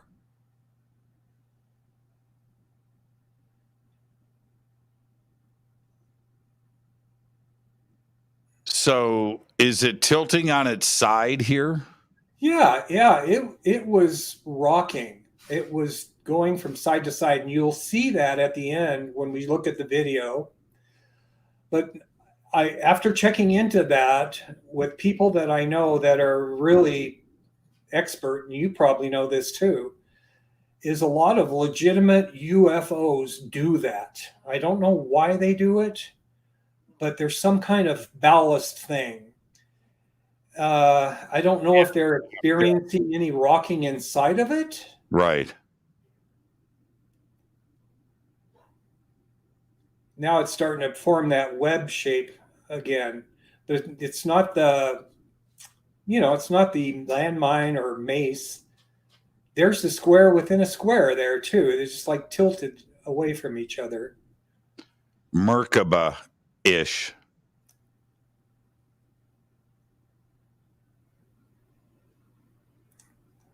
That's a neat shot right there. So, and again, you're guessing that this is the size of a small plane. Well, it doesn't have, a tail or wings or anything, but the body of it is probably larger than a plane. So, like a Cessna plane. Yeah, 30 feet maybe. Yeah. Yeah, this is really trippy. I just can't believe it myself. So, Jimmy, when I began doing this, I did it with the idea that I was going to put in all that time over and over and over, night after night. And that if I did that, because I already knew UFOs were real, that I would hopefully catch something like this. And I can say this exceeds anything that I had hoped for. And so does the glowing hot dog. Yeah, that good and plenty is good and nuts. Yeah, the maroon color is again interesting. And now we've got, so there was 3 light points. Now this is a 30th of a second. Yep, every one of them. Every one of them.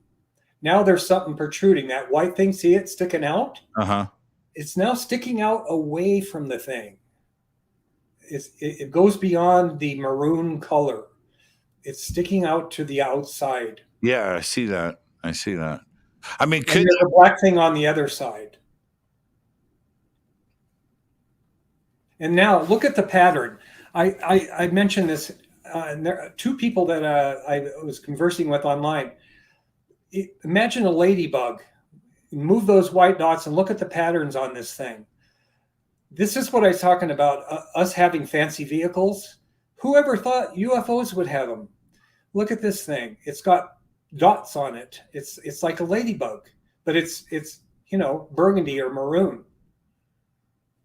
Now that looks like a saucer. Yeah.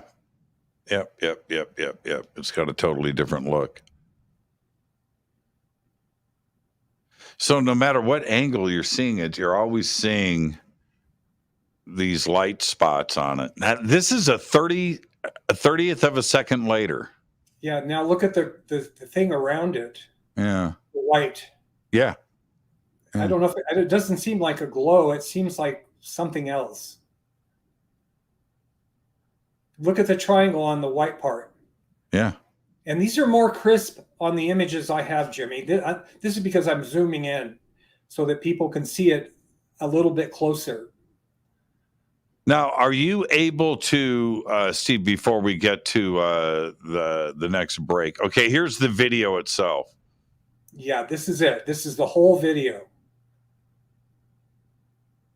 This is when I looked at it and I thought, oh, there's a balloon in the sky.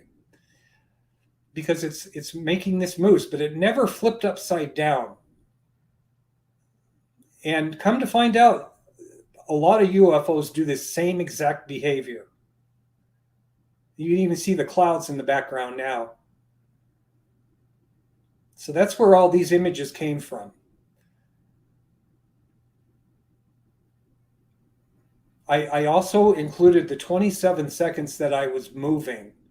I want people to know that I'm not trying to hide anything. Hey, Steve, hold on. In a second, I am going to freeze frame it. Oh, wait a minute. When it lights up.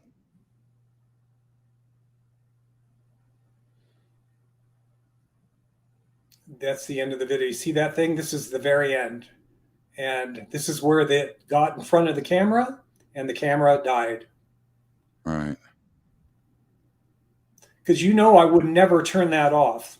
I would never turn that off. Wow, it's a crazy video. What does everybody think? And I would just love to get everybody's opinion on this. When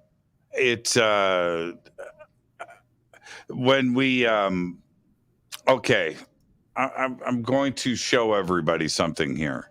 Okay, so when we look at this, which is the beginning of the video, that looks nothing like it does through the other sections of the video. And it's almost like we forgot about this here and the color. Later on, it is certainly a maroon color. Here, it is silver. They're silver and black to me. Yeah. And those black dots look like maybe the dots that we were talking about, or the areas from spike to spike. Right. Yeah, it's weird here. Somebody just said balloon. Somebody says not a balloon. I've watched this video so many times now that so here we go. Here it is. If you just watched the video, that's why I said earlier, you could do it in less than a minute and you'd walk away thinking it's a balloon. That's why you need to dig deep. You got to research. You don't just shoot from the hip comments, And when I saw it, I got my camera because I had a hunch that was not a balloon. And it wasn't a balloon. And the good news is I thought it was going to get hammered. Turns out almost everybody's blown away. And then you have people that are, it's a balloon. It's a balloon. They don't know. They don't even know what they're talking about. And I often wonder, why are some of these people in UFO groups? Yeah, this is the whole video, the whole 1 minute and 13. So this shows me moving and what I got from my patio. And it's the size, you're thinking this is 30 feet. In size? Yeah. It's hard to say, Jimmy. It was up there pretty high. So if it's almost a mile, it probably was bigger than what you would think. No sound, nothing? Oh, absolutely no sound at all. Yeah. And like I say, that's why I addressed the balloon ad nauseum. It's not a balloon. And if I thought it was even remotely thought it was a balloon, the last thing I'd ever do is come on your show and do that. Right. Well, it's just like anything else. I mean, look, I want everybody to know it was my first comment to Steve. It's balloonish. That was my first feeling, though, too. Yeah. And I just watched it more and more and more. And and look, Neil deGrasse Tyson sees this. He's, whatever, he's going to say it's a balloon or what, anything but, something else. And I get that. I totally get it. The more that I watched it, it just felt different to me, Steve. It just feels different. It's always level. It doesn't flip over. It's not spinning around. It doesn't seem like it's out of control. The ballast comment that you had, I thought was interesting, but it is changing shape. And I can't explain that. And the lights on it could be the sun reflecting off of certain parts, but why does that change? I don't know. Yeah. I wanted to ask you this, and we can continue this after the break. Is there a way to extract raw frames? Well, that's what they are. Well, I mean, and get people to put that into their software and blow this up. I mean, like really big and take some looks. The one thing I'm not crazy about is turning my video over to strangers when you have no idea what kind of expertise they have. I'm not worried. Yeah. I'm not speaking about that. I'm talking about the frames themselves. Oh, yeah. Well, I've already done that, and I have, what was it? It was over 3,000 images, but about almost 1,000 of them were me moving the camera to the, to that cement pad. So those were just shadows, the ground, I got rid of those. But they need to be, like I say, it is the raw images from the raw video, and then I made a video of that. Yeah. There are some really, Mark D'Antonio is amazing when it comes to software and analysis and being able to take a really good hard look on it. I would suggest pulling in, sending the images to somebody like Mark, that this is what he does. This is. I think he may have been one of the guys that made one of my videos. He investigated one of them, and he said it was a UAP. Mm-hmm. But I'm real leery of people now. You never know what you're going to get, and they can be in the UFO community. If you see the video I already made of that, I said I'm waiting until I can get in front of Jimmy Church, because every interaction that I've ever had with you has kind of blown me away, because it seems like we're both on the same page. And it seems like you see things the same way, But go on the, I love it when pilots talk about it and say, oh my God, there's people that are very intelligent that are looking at that thing and other videos, and they're not afraid to say anything now. Yeah, well, see, here's the thing. I'm not here to change people's minds, because you're never going to do that, and that's also not my job. But people are going, Steve, they're going to see what they're going to see. You're not going to change their minds. Oh, I know that. If somebody wants to say this is a balloon, it's going to be a balloon, or whatever they want to say that it is. It's a Major League Baseball, that it's a foul ball, whatever. They are going to always see what they want to see. That's it. Right. I get that. You won't see me arguing with anybody like that. It's a waste of time. I don't have enough time to waste it arguing with somebody like that. But for me, I just went back and looked at it and looked at it and looked at it, and there's just something weird. Now, if it was 1.5 feet across and it's a Mylar party balloon from some kid's birthday party that was gone astray, that's different. But if this is a guesstimate of something that's 30 feet across, now we've got something else to discuss. And could it also be something that was released from the Air Force Base? Could it? Yeah, I don't know. There's a lot of things it could be. Right. I don't think a balloon is one of them. Balloons don't have lights, and they can't turn into, landmines. Let's take our break right here. This is Fade to Black. I am your host, Jimmy Church. Our guest tonight, Steve Barone, UFOs Over Vegas. That's pretty incredible. It's pretty incredible. We'll be right back after this short break. Stay with us.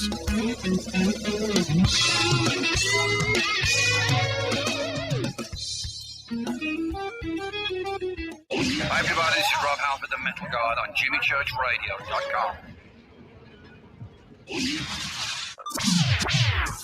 Your 1 million gigawatt paranormal powerhouse, KUNX-DB, VX.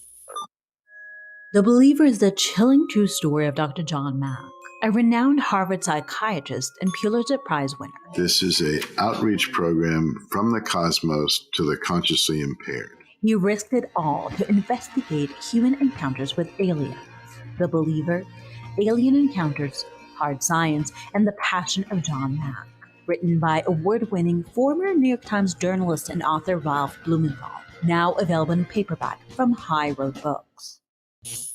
Are you ready to read about true paranormal events? Onyx Media publishes nonfiction books about UFOs, ghosts and haunted places, time anomalies, cryptid creatures, and more. Just like KUNX-DB Radio, it's all about unexplained phenomena. Visit www.unxmedia.com to see our list of great book titles by Debbie Ziegelmeyer, Gene Walker, Devin Listrom, Wayne Lawrence, Bill Spicer, and yours truly, Margie Kay. That's unxmedia.com. This is Jimmy Church of Fade to Black, and I only drink Fade to Black blend coffee from Rivermoon. Just click on the Rivermoon Coffee banner at jimmychurchradio.com. Promo code F2B Blend. This is the only way forward. This is Fade to Black. Make contact. When you take the beans from Central America with dashes of Indonesian and African mixed in and then roasted to the dark side of Fade to Black, you create the ultimate brew of fringe. Introducing the Fade to Black blend from Rivermoon Coffee. Yes, Rivermoon's darkest customized roast was created for the love of Fade to Black. The alchemy of masterful roasting and smoking the beans is in every sip of this full-bodied, dark Java. I need my coffee dark, deep, with distinct bittersweet chocolate highlights, just like the bunker. Leaning further into the darkness of the roast is Fade to Black blend from Rivermoon Coffee. Just click on the banner at jimmychurchradio.com and use the promo code F2B Blend for 15% off of your order today.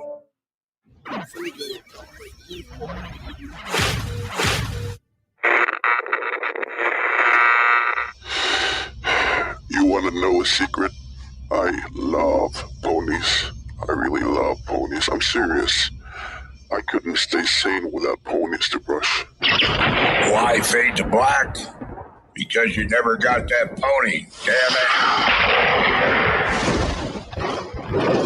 it. This is Fade to Black with Jimmy Church on the Game Changer Radio Network.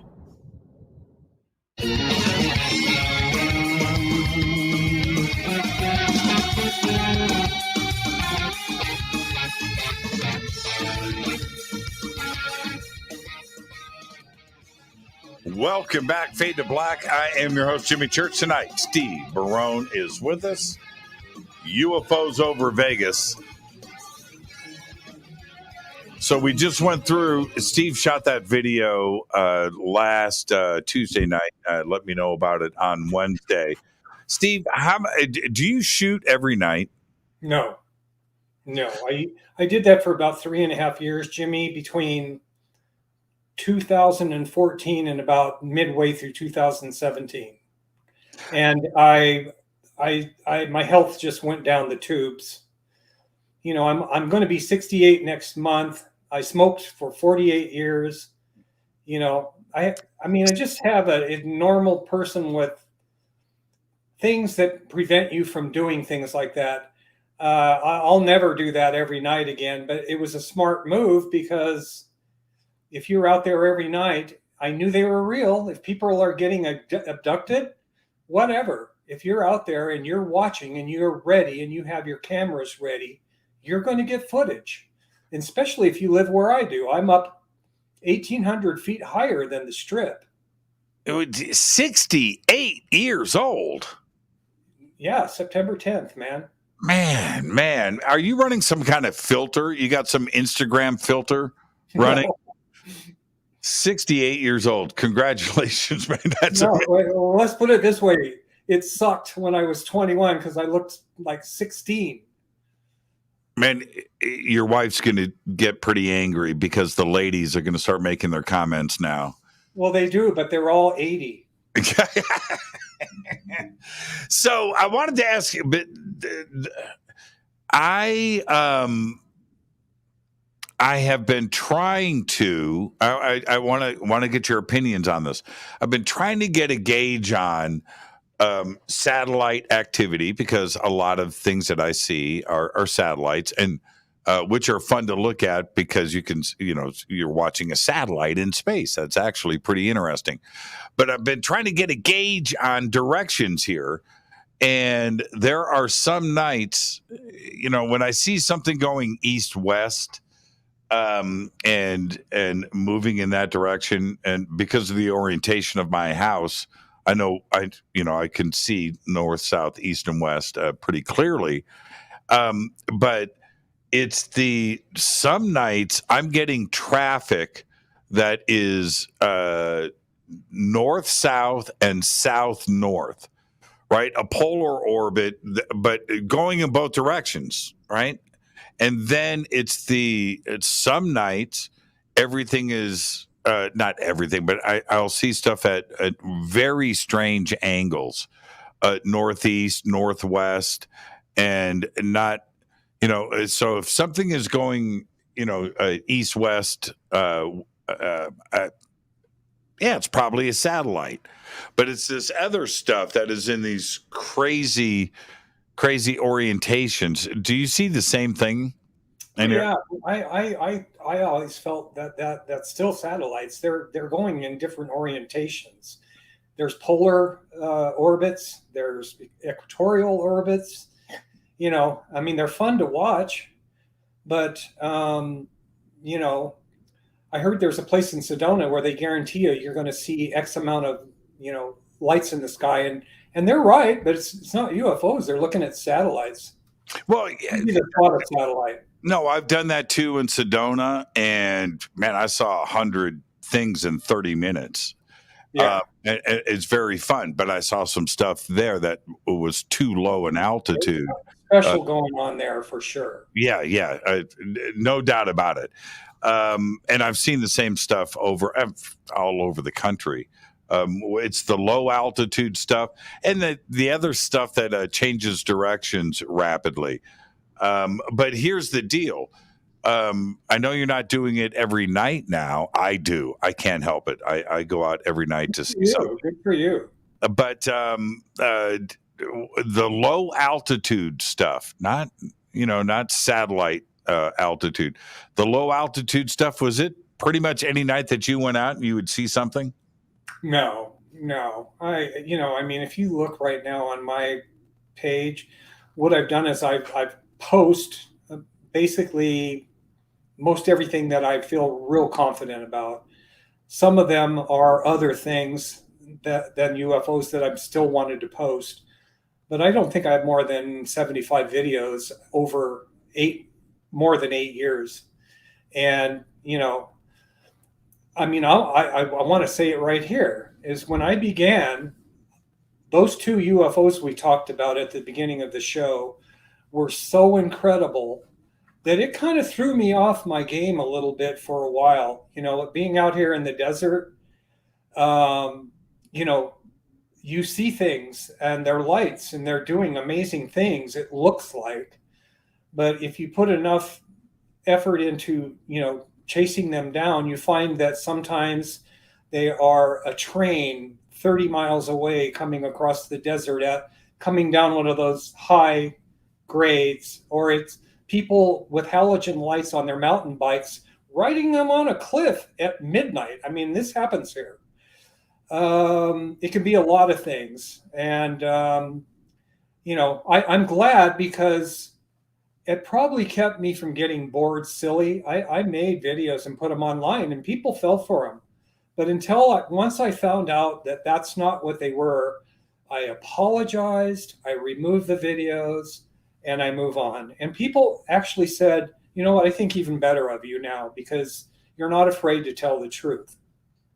Well, last night I landed in Salt Lake City, right? So I'm coming in, we're landing, and I've got a window seat and I'm always looking out, and it's at night. Anyway, so off to my right, I see just like appear out of nowhere, boop, the brightest light. And I'm like, oh, that's cool. And as the plane moved forward, another light right below it. Now I got 2, boop, boop. And I started to go into panic mode. I'm like, do I take my phone out? This is crazy. Now there's a third one. Then I saw it. There's a friggin' road coming down off the top of a mountain. Yeah. So right when we got at this right angle, now I could see a trail of headlights, and then I saw the red lights going up, the tail light. But for a second, I was, oh, right. But yeah, and you can see stuff like that. And from the plane, it's obviously a high mountain road, some kind of overpass coming down into Salt Lake. I don't know the orientation of Salt Lake or what road that is. But from the plane and the way that it looked, if I would have shot a video of that, I could have had everybody fooled. If I would have gave them 10 seconds and not 2 minutes, right? Because 2 minutes later, you could see the road coming down the side of the hill. But I didn't see that at first. And I seriously had a heart attack because that thing lit up. I mean, it was a boop. But, and that's the thing. And the desert can fool you. You're right. I mean, you're in Palmdale. I didn't know you lived in Palmdale now, but we're practically next door neighbors, really. Yes, we are. Palmdale is nothing but a giant thermometer. It's no different than Las Vegas as far as the weather goes. It's the Mojave. It's the Mojave Desert. What I do have out here, though, is Edwards being a testing and training facility of crazy aircraft. And then, of course, Skunk Works being up the street, and it's got 2 runways, and the other companies that are there, all high tech. So during the day and at night, and that's those 2. And then a few miles behind Edwards, you have the Mojave Space Flight Center, where all the other crazy stuff is going on. Virgin Galactic is launching out of there. Paul Allen's Strato Fortress, or whatever that Strato cruiser, that the world's biggest airplane, that's flying out of there. So you have these three facilities all testing and flying anything that you can imagine. You are in pretty much the same situation as me. You should check out, I should introduce you to a friend of mine. I have a friend in Phoenix. His name is Tom King. Do you know Tom? Yeah, of course. Everybody knows Tom. Yeah, this guy is the original UFO hunter. Yeah, man. You don't have you didn't plant a flag on Tom King. I found videos that he has of the Phoenix lights that are better than anything anybody has shown, publicly. Yeah, he's great. He has roof cameras. I mean, this man is unbelievable. And then I got another guy. I'd love you to interview him. He lives up on the Arizona Strip, right between Utah and Arizona. And he and I talk a lot. Matter of fact, during the break, I saw him comment. He's watching the show right now. His name is Gerald King. This man blows me away. I got to meet this guy. He knows exactly what I'm looking at, and he's never poo-pooed any of it. Here he is right here. Shooting every night wears you down fast. There's Gerald King. Big time. Well, here's the thing. After the show, I do this every single night. After the show, I'm in wind down period, right? The adrenaline, I've got to calm it down. And if I don't, I won't be able to get to sleep. I'll just, your adrenaline takes over, and you've got to, try to erase that. And I relax and wind down by going outside and getting comfortable and firing up the night vision and getting the binoculars ready, because something's going to happen. Here's the trippy thing.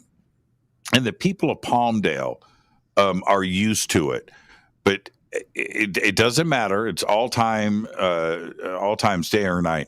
But I'll hear the jet engines. I'll hear some kind of engines fire up. It's right here, and it gets loud, and you just got to get ready. Okay, what's about to happen? And so you got, I've got the binoculars, I've got the night vision, and something launches and takes off and flies directly over my house. This is about 2 weeks ago. Okay, everybody, just imagine this going down in your city. Okay, this is what happens. I'm driving to a store, and I'm heading south on 30th Street. Okay, And on 30th Street through that stretch, no trees. Well, there's tree, but you've got a straight shot of the city going around me. 55 miles an hour. By the way, in Palmdale, no 35-mile-an-hour speed limits. 55 through a neighborhood. Blah! So I'm driving, and I see in front of me treetop level. Now, when I say treetop level, 100 feet in the air, maybe 200. A plane, a passenger jet-sized big plane, is flying across the city like this. I'm looking at it, and it's black.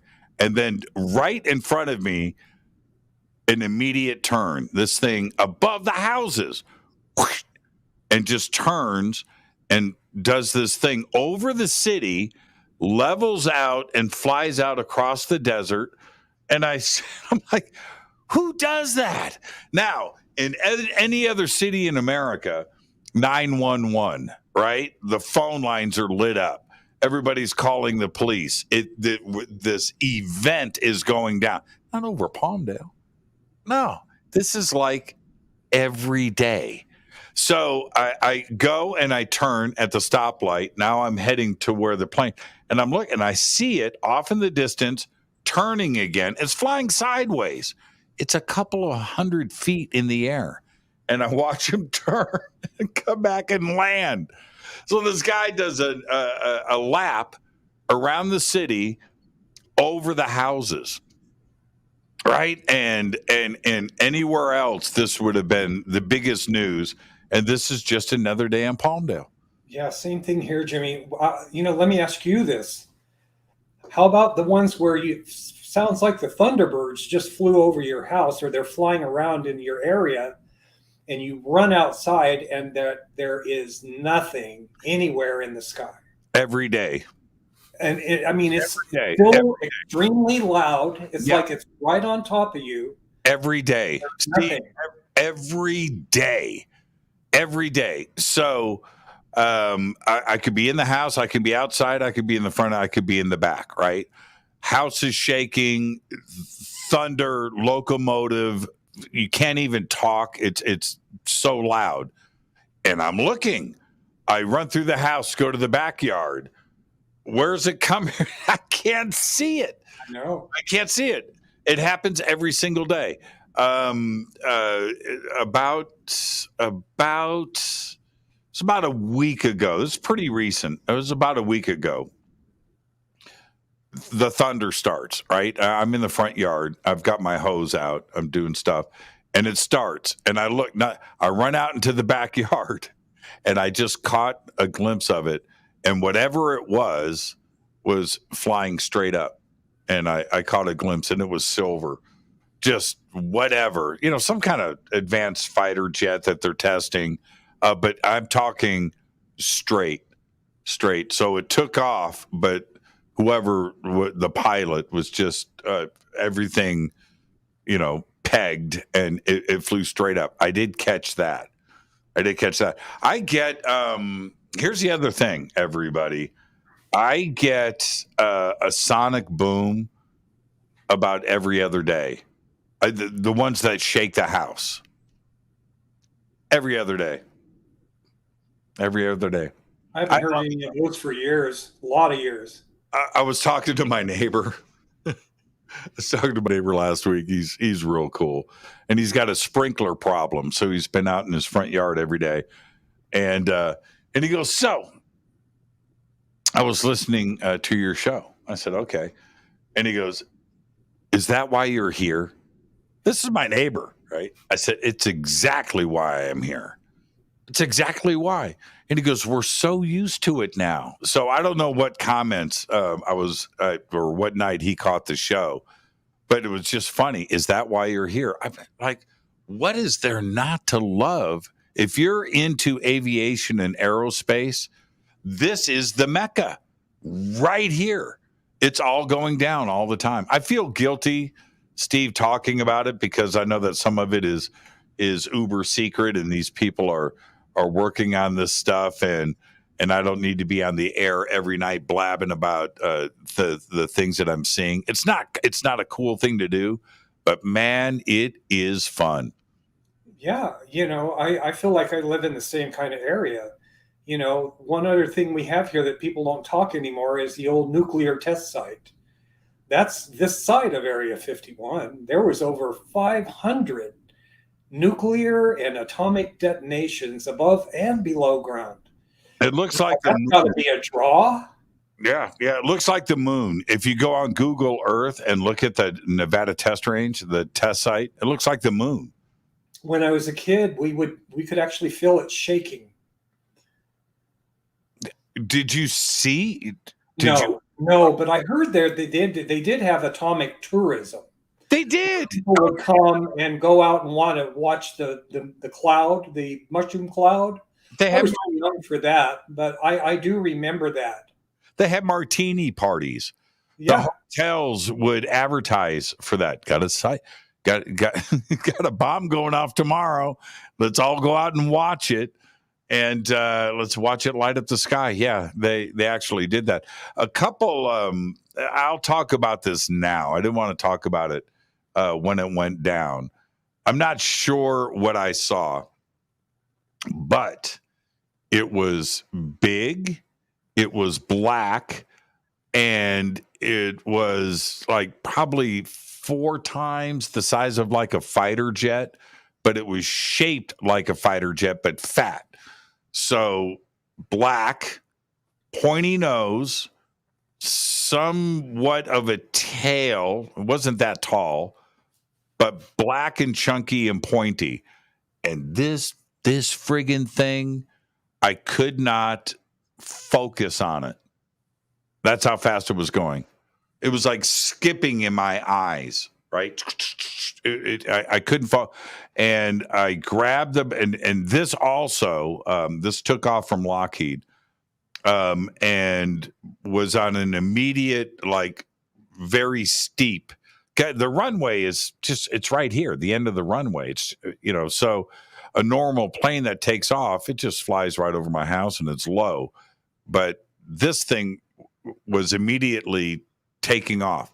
Anyway, I got the binoculars on it. For a second, I saw it, and I saw the silhouette. And I don't know how to explain it. Stubby, big, but stubby in shape. It wasn't long and thin like an SR-71. It was thicker. I was going to say SR-71s, they don't even fly that anymore. No, anyway.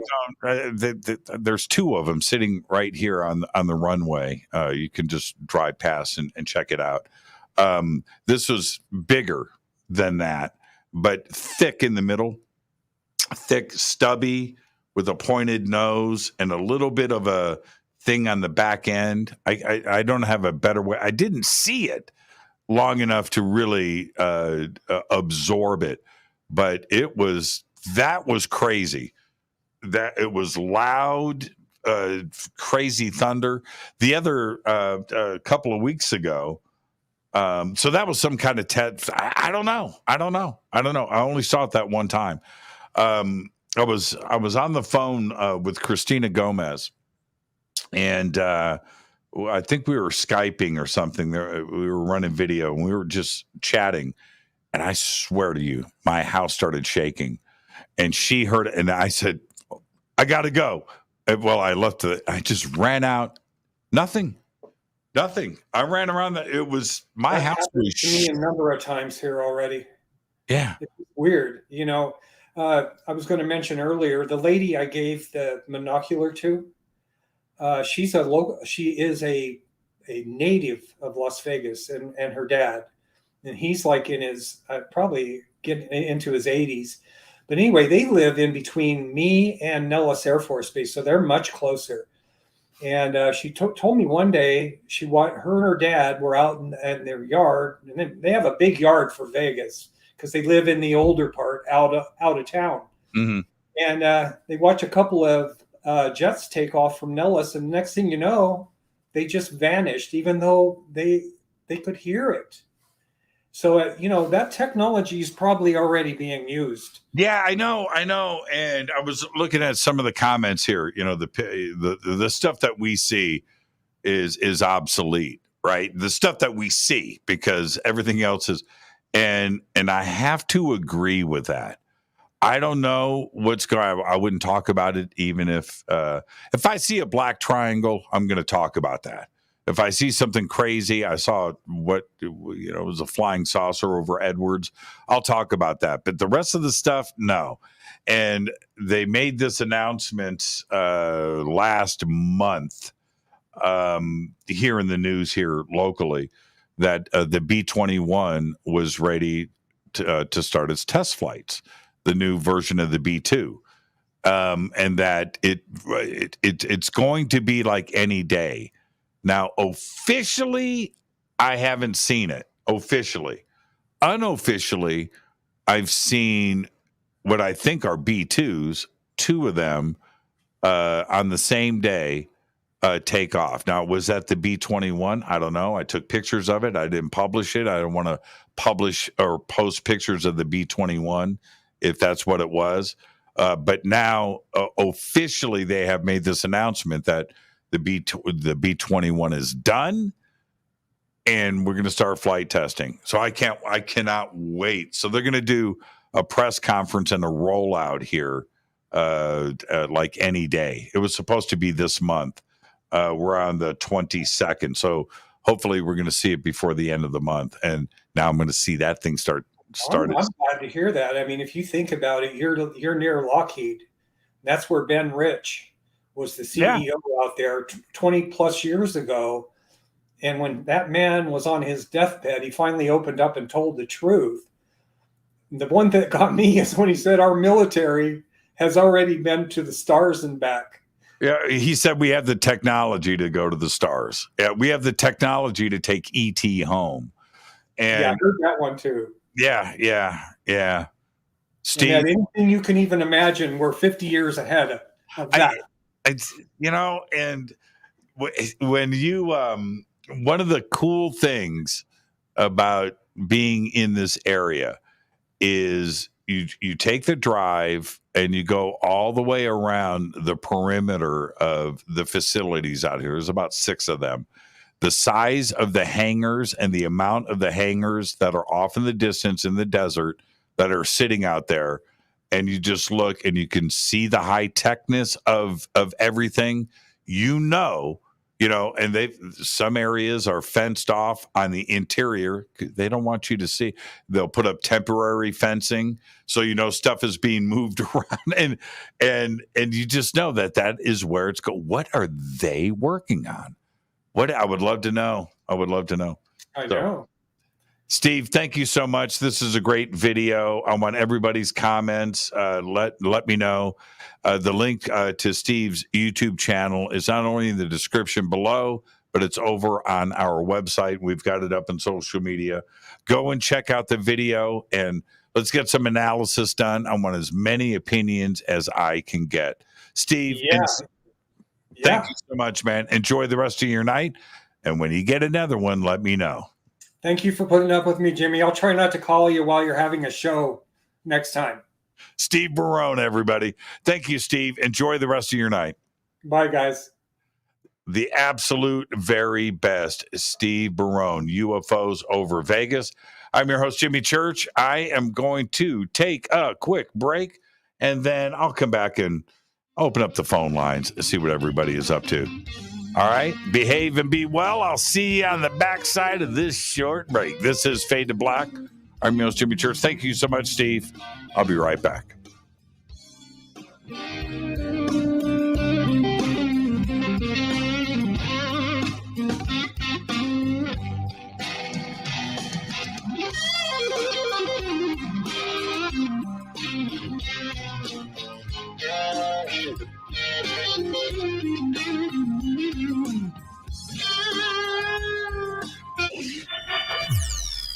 You're listening to Jimmy Church and Fade to Black on the X. Hey, what up, y'all? y'all? Your girl Vivica Fox here, and you are listening to my boy, Jimmy Church, on jimmychurchradio.com. Despite popular opinion, reading a book will not make you smarter. But listening to Jimmy Church will.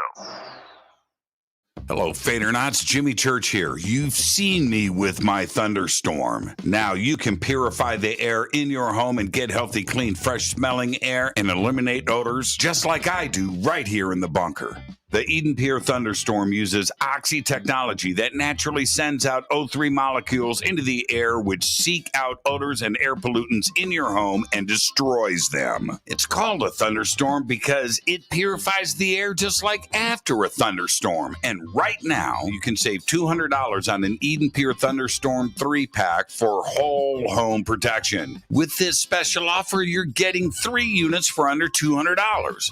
Seriously. Go to EdenPureDeals.com and use Fader3. Shipping is free and it's easy. Just scroll down. You'll see my name right there, Jimmy Church. Click on it and get your deal today. That's EdenPureDeals.com. This is Billy Carson, founder and CEO of ForbiddenKnowledge.tv. ForbiddenKnowledge.tv is the fastest growing and one of the most watched networks in the world. And I would like to personally invite you to check out our expanding library of TV, film, lectures, and special presentations. ForbiddenKnowledge.tv has over 6,000 videos covering lost history, health, UFOs, spirituality, and our future. We are committed to our community, and with my personal invitation, you can, right now, get your own free 30-day membership at ForbiddenKnowledge.tv. Your own library of information starts today at ForbiddenKnowledge.tv. Your 1 million gigawatt paranormal powerhouse, KUNX-DB, VX. Are you ready to read about true paranormal events? Onyx Media publishes nonfiction books about UFOs, ghosts and haunted places, time anomalies, cryptid creatures, and more. Just like KUNX-DB Radio, it's all about unexplained phenomena. Visit www.unxmedia.com to see our list of great book titles by Debbie Ziegelmeyer, Gene Walker, Devin Listrom, Wayne Lawrence, Bill Spicer, and yours truly, Margie Kay. That's unxmedia.com. Introducing the Game Changer blend from Rivermoon Coffee that delivers a customized blend made specifically for the Fadernauts. If the game is rigged, change the game. It's a bolder cup with some bite. Game Changer is the coffee of choice for those that prefer an organic dark roast that is slightly lighter and milder, but it's still dark. With wild notes of pecans and chocolate with a rich, balanced, full-bodied cup that is roasted to perfection for a great coffee to start your day, as an after-dinner coffee or anywhere in between. Artisan, small batch roasted to perfection. USDA certified organic, all Rivermoon coffee is freshly roasted and packaged in the USA. Just go to rivermooncoffee.com or click on the banners over on our site and use the promo code F2BBLEND for 15% off of your order today. rivermooncoffee.com. Are you intrigued by paranormal talk radio? You'll love the new Paranormal Radio app from TalkStream Live. You'll find a great selection of talk shows covering UFOs, ghosts, strange phenomena, and much more. Download the Paranormal Radio app now and start listening to the very best in paranormal talk entertainment, including the network you're listening to right now, the Paranormal Radio app, free in Google Play and the iOS App Store. This is Kristen, Erica, Brittany, Gabby, and you're listening to JamieChurchRadio.com.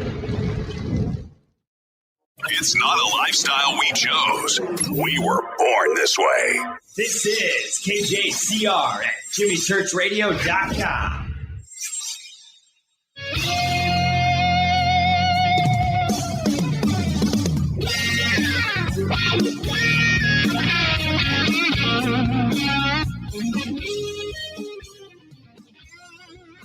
Welcome back. Fade to Black. I am your host, Jimmy Church. Man, what a weekend. And, what a weekend. Bahamas and back. But coming in tonight to this show with us, Steve Barone, I was so looking forward to this. I watched the video last week, and I do just go and watch. Yeah, I know we did a serious, frame by frame analysis of it tonight. I know the first reaction for everybody is it's going to be the same as mine. I'm just not so sure. I don't know. And then when you look at I started freeze framing and looking at individual frames, I'm not so sure. I don't know what I'm looking at, but it's the size. If it is truly as big as Steve thinks it may be, 30 feet, then it's definitely not some tiny little Mylar balloon from somebody's party. It's definitely not that. So I don't know. I just want everybody's opinion and analysis of what we may be looking at. Let's go to the phones. Hi, you're live on Faded Black. Who's calling? You're live. Me? Yes. Hello? Yes. Hey, my name's Matt. Hey, Matt. Yeah, I saw that about a year and a half ago. That's why I think I have a dog in this fight, and I've been following Steve for since like 2016. And yeah, I think my partner and I, my work partner and I saw that thing, something very similar to it above Las Vegas about a year and a half ago. And we couldn't take pictures of it. It was too far away because it would have just missed spec. But I totally believe I've been following Steve for a long time, and he's got some amazing stuff. Yeah, he does. And so when you see this new video, you think it's pretty close to what you guys saw last year? Yeah, I showed it to my buddy tonight, and he said, "Dude, that's it. That's exactly it." It was crazy to see it. Someone else have footage of the same thing I saw. And him and I won't tell very many people because you think you're a weirdo, but right. I love Steve Barone. I've been following Steve for a long time, big time fan. I talk to him. I leave comments on his YouTube videos all the time and kind of correspond with him that way. What do you think you saw? Let's put Steve's new video to the side. What do you think you saw last year? I tried breaking it down. It couldn't have been a drone because it rotated. The way it rotated on an axis, the way it was transparent sometimes. Mine got transparent sometimes, and it shifted. And mine looked like it was slowly fading away as it was slowly going away from us. And then we just could barely see it, and we just couldn't see it any longer. And what about the size? Yeah, my buddy and I, we thought it was about 15 to 20 feet. That's what the size I got. Wow, how interesting, because Steve's guessing about the same size. Yeah, it is absolutely amazing. And I tried to think what it could possibly be. And I could not think of anything but, I don't know, it was not a balloon. What part of what part of Las Vegas are you in? I'm south side. He's in Summerlin, kind of west. Yeah, I'm south side. And that's where years ago when he was first started filming, a lot of the stuff that he was filming was above me and towards the Nellis, which is east side. Right. And how much do you think, because I think there's something in play here. Most people don't understand Nellis touches Las Vegas. Most people don't understand that. Up against it, yeah, it touches Las Vegas, and Nellis is an important base. And then you've got, of course, Area 51 just right up there in the desert, 100 miles away. Yeah, right, yeah, exactly. And how much of this do you think is related to Nellis? I think a lot of it has to do with Nellis, whether it be man-made or not. I don't know, but it's got to do with something to do with something they have something to do with it. I do believe that they're just not telling us. Yeah, it's incredible. It's so fun. Las Vegas, it doesn't take much to get into the desert, right? And no, you take 5 minutes and you're out in the middle of nowhere. 5 minutes and you're in a bad spot. But the night sky is incredible out there. And how bright it can get, yeah, and there's all the testing, and there's stuff going on all the time, and that's one of the great things about Vegas is you can get out of the light pollution so quickly. It's almost terrifying because we don't know what's going on out there. We're never told the truth, and this weird stuff that I've seen, and to not know what it is immediately, it's kind of scary because they've poisoned the well. I mean, you just don't know what it is because, yeah, I mean, I get branded a conspiracy theorist, but what else can you tell me that is? I mean, seriously. What about, have you had a black triangle sighting? Oh, yes.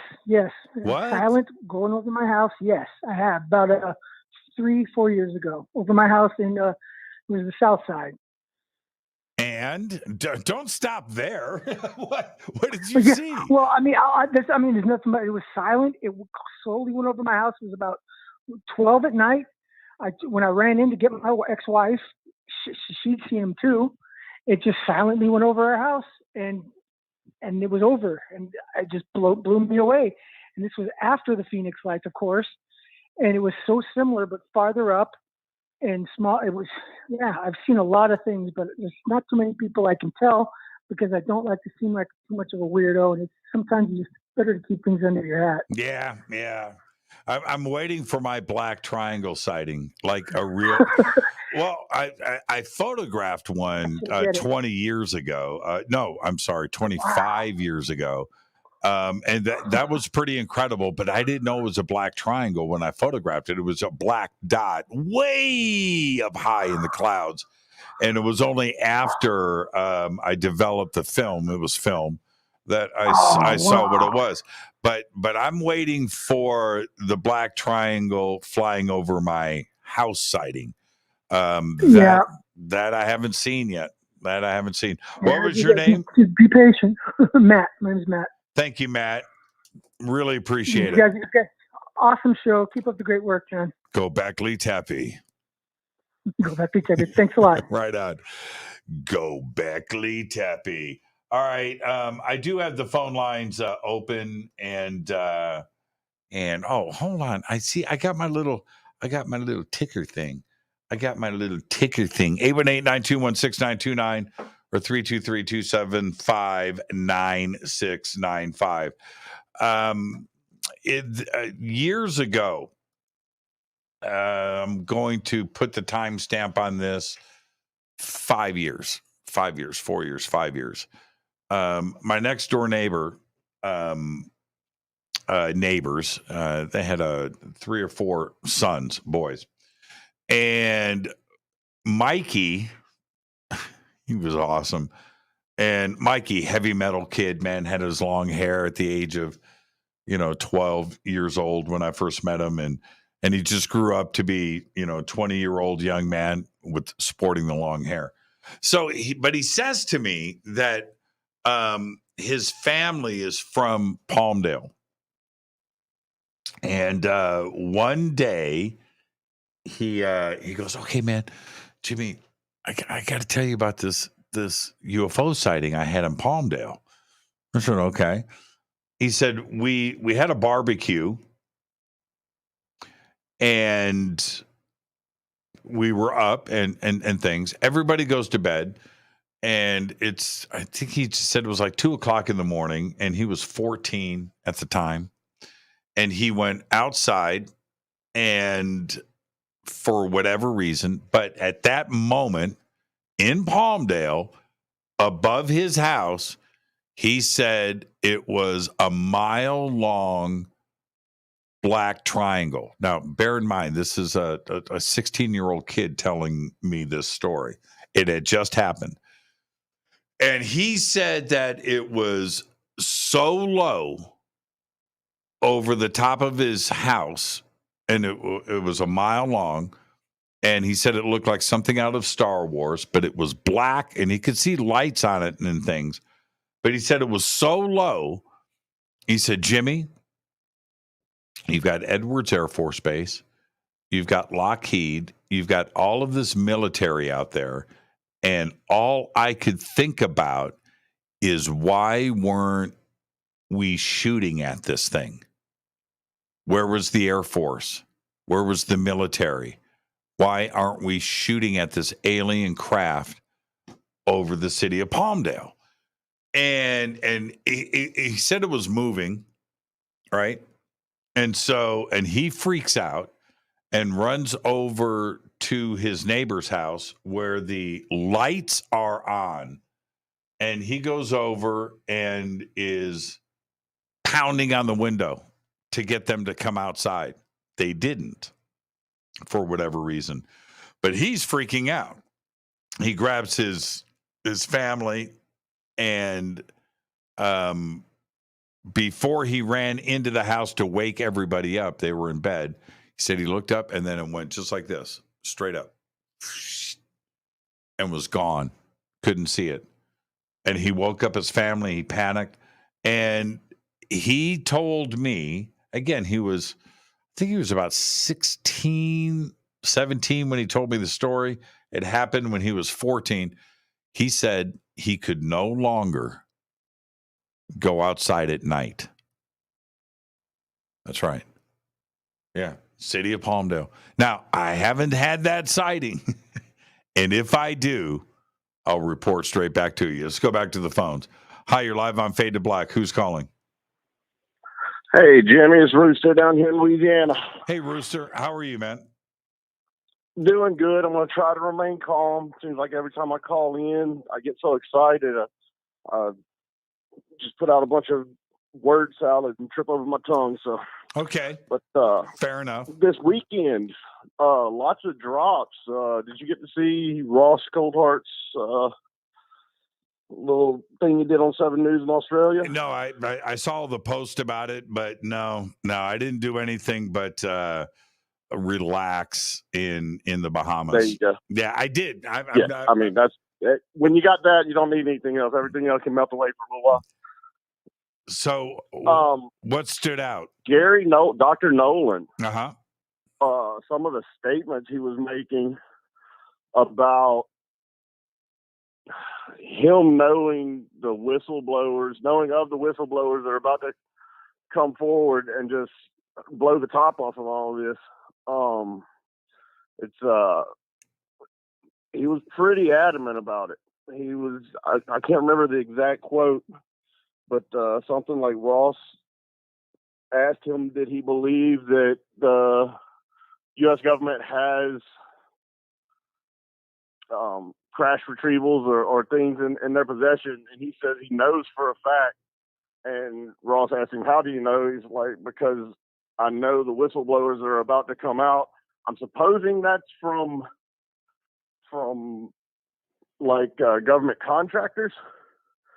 So it looks like things are moving forward, and all the talk out there in the people, everything I'm seeing looks like we're going to be having hearings again soon. Have you heard anything about that? Yeah, I have, and I don't want to, speak out of line. It's not my position to make these announcements, or if I come on the air and go, okay, so we're going to have hearings, it's not cool. It's not my place to do that. And I don't want to jinx anything, and I don't want to blow any plans that are in place. So, and there's a few things going on, and it's not just here with the United States. So I'll say that, but I'm just going to leave that there. The thing is about Garry, and I am in communication with Garry, and there's okay. So I may have him on Fade to Black, and I got to leave that there, Garry. I'm not going to blow your trust here, but let me say this: Garry, a lot like. I'm gonna use Avi Loeb here, not so much Lou Elizondo or Chris Mellon. That's a little bit different. But Garry is a professional in the DNA medical field, credentialed, Stanford University, and so forth. So he's got that looming over his head, like Avi Loeb does with Harvard. And so how far do you step out and speak about this stuff and not damage your reputation with academia? You follow me, Rooster? Well, Okay, and yeah, it looks like Gary's both not. Loeb and Nolan have tried to fall on the sword for this. That's what I'm saying. Garry is different. He, I'm not going to call him or say that he's an experiencer or what his past is. That's on Garry. But there is something in Gary's life, like Avi Loeb, that is motivating him to the point where, you know what? He's just going to talk about it, and he's going to state his opinion, and he's a credentialed academic, and he's not afraid of blowback, and he is just going to speak about this very frankly. And that's what I've always respected about Garry. And here's the other thing, though. He will also tell you when something is not something. You know what I mean? He's not right. No, he's very straight science behind it. Very straight. He needs to see it. If the evidence points in the other direction, he's going to tell you that. And I've always respected that about Garry. I think he's a really cool dude. There's something, you know what? You know, for an academic, I wouldn't mind dinner and drinks. You know, I think Garry would be a pretty cool conversation. And yeah, I think he's all right. I like Garry a lot. This is something academia has needed for the longest time, is to push back against their just like the wall that academia sets up about everything. It's like they say, if this is the way it is and it can't be any other way, until they're proven wrong, which eventually they generally are. But academia has just been so staunchly against this. A lot might have to do with deception programs and misinformation programs in the past by the government and a bunch of three-letter agencies. A lot of it might be people hanging their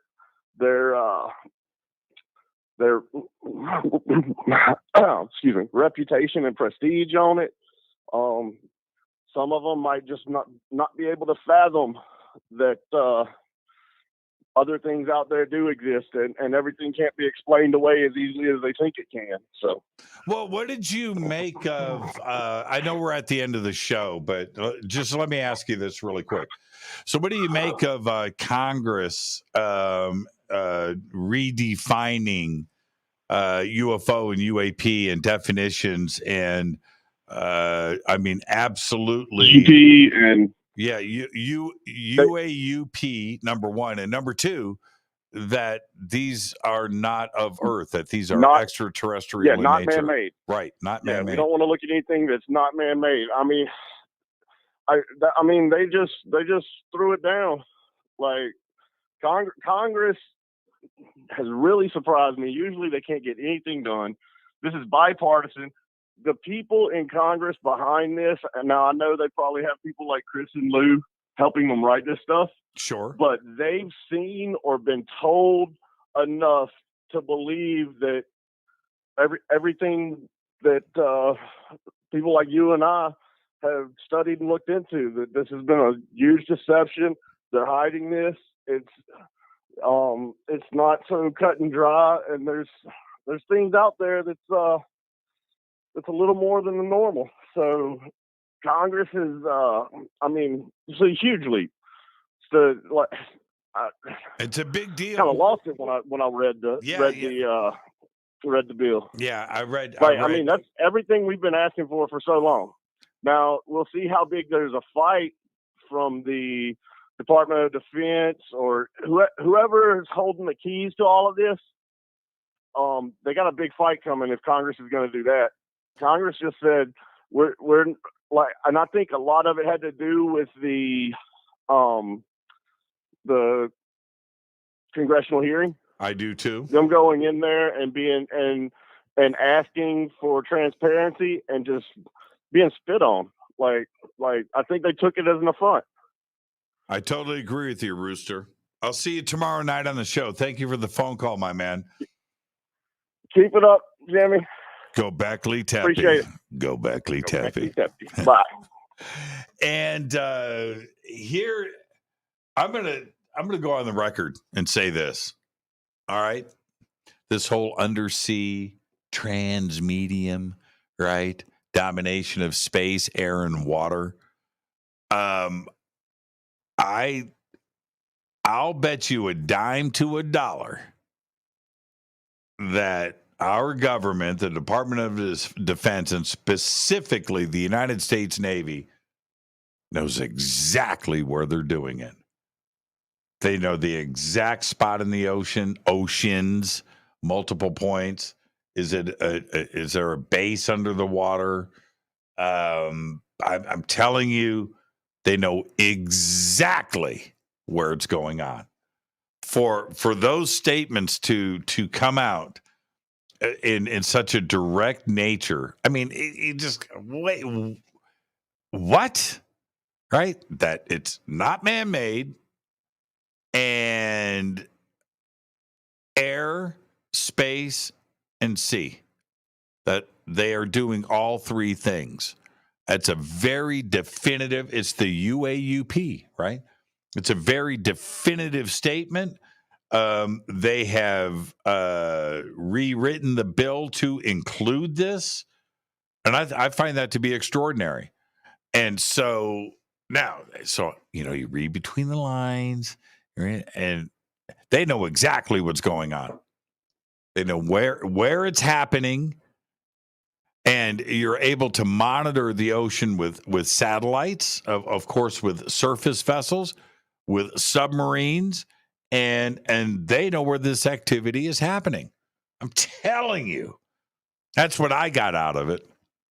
I mean, I'm feeling really strange and excited at the same time. Yeah, I've been saying this for a while now, but it's about to go down. It is about to go down. So tomorrow night, so Jason Quitt is with us tomorrow night. And we were going through some of the stuff we're going to be covering on the show. And he sent me, we're going to do that. I'm not going to, spoiler alert, I ain't giving anything away. He sent me a conspiracy today that I'd never heard of. And I was like, this is like the craziest thing ever. I cannot wait for the show tomorrow night with Jason Quitt.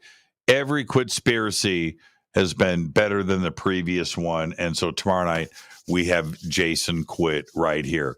All right. I got to get out of here. You know what? In a strange way, I'm clear-headed. I feel good, but something tells me I'm just going to pass out tonight. I feel it. I feel it. I got to watch that new Game of Thrones. What's it called? Game of Dragons? I don't know. I don't know what it's called. But I'm going to watch that and then pass out. Fade to Black is produced by Hilton J. Palmer, Renee, Dennis, and Kevin. Announcers are Steve Harder, Gene Vitoa, Mark D. Kovar. Webmaster is Drew the Geek. Music, Doug Aldrich. Intro, Spaceboy, spaceboymusic.com. Fade to Black is produced by KJCR for the Game Changer Network, and this broadcast is owned and copyrighted 2022 by Fade to Black and the Game Changer Network, Inc. It cannot be rebroadcast, downloaded, copied, or used anywhere in the known universe without written permission from Fade to Black or the Game Changer Network. I'm your host, Jimmy Church. Tomorrow night, Jason Quitt. Quitspiracy 11. Until then, I want everybody to be safe. Go Beckley Tappy.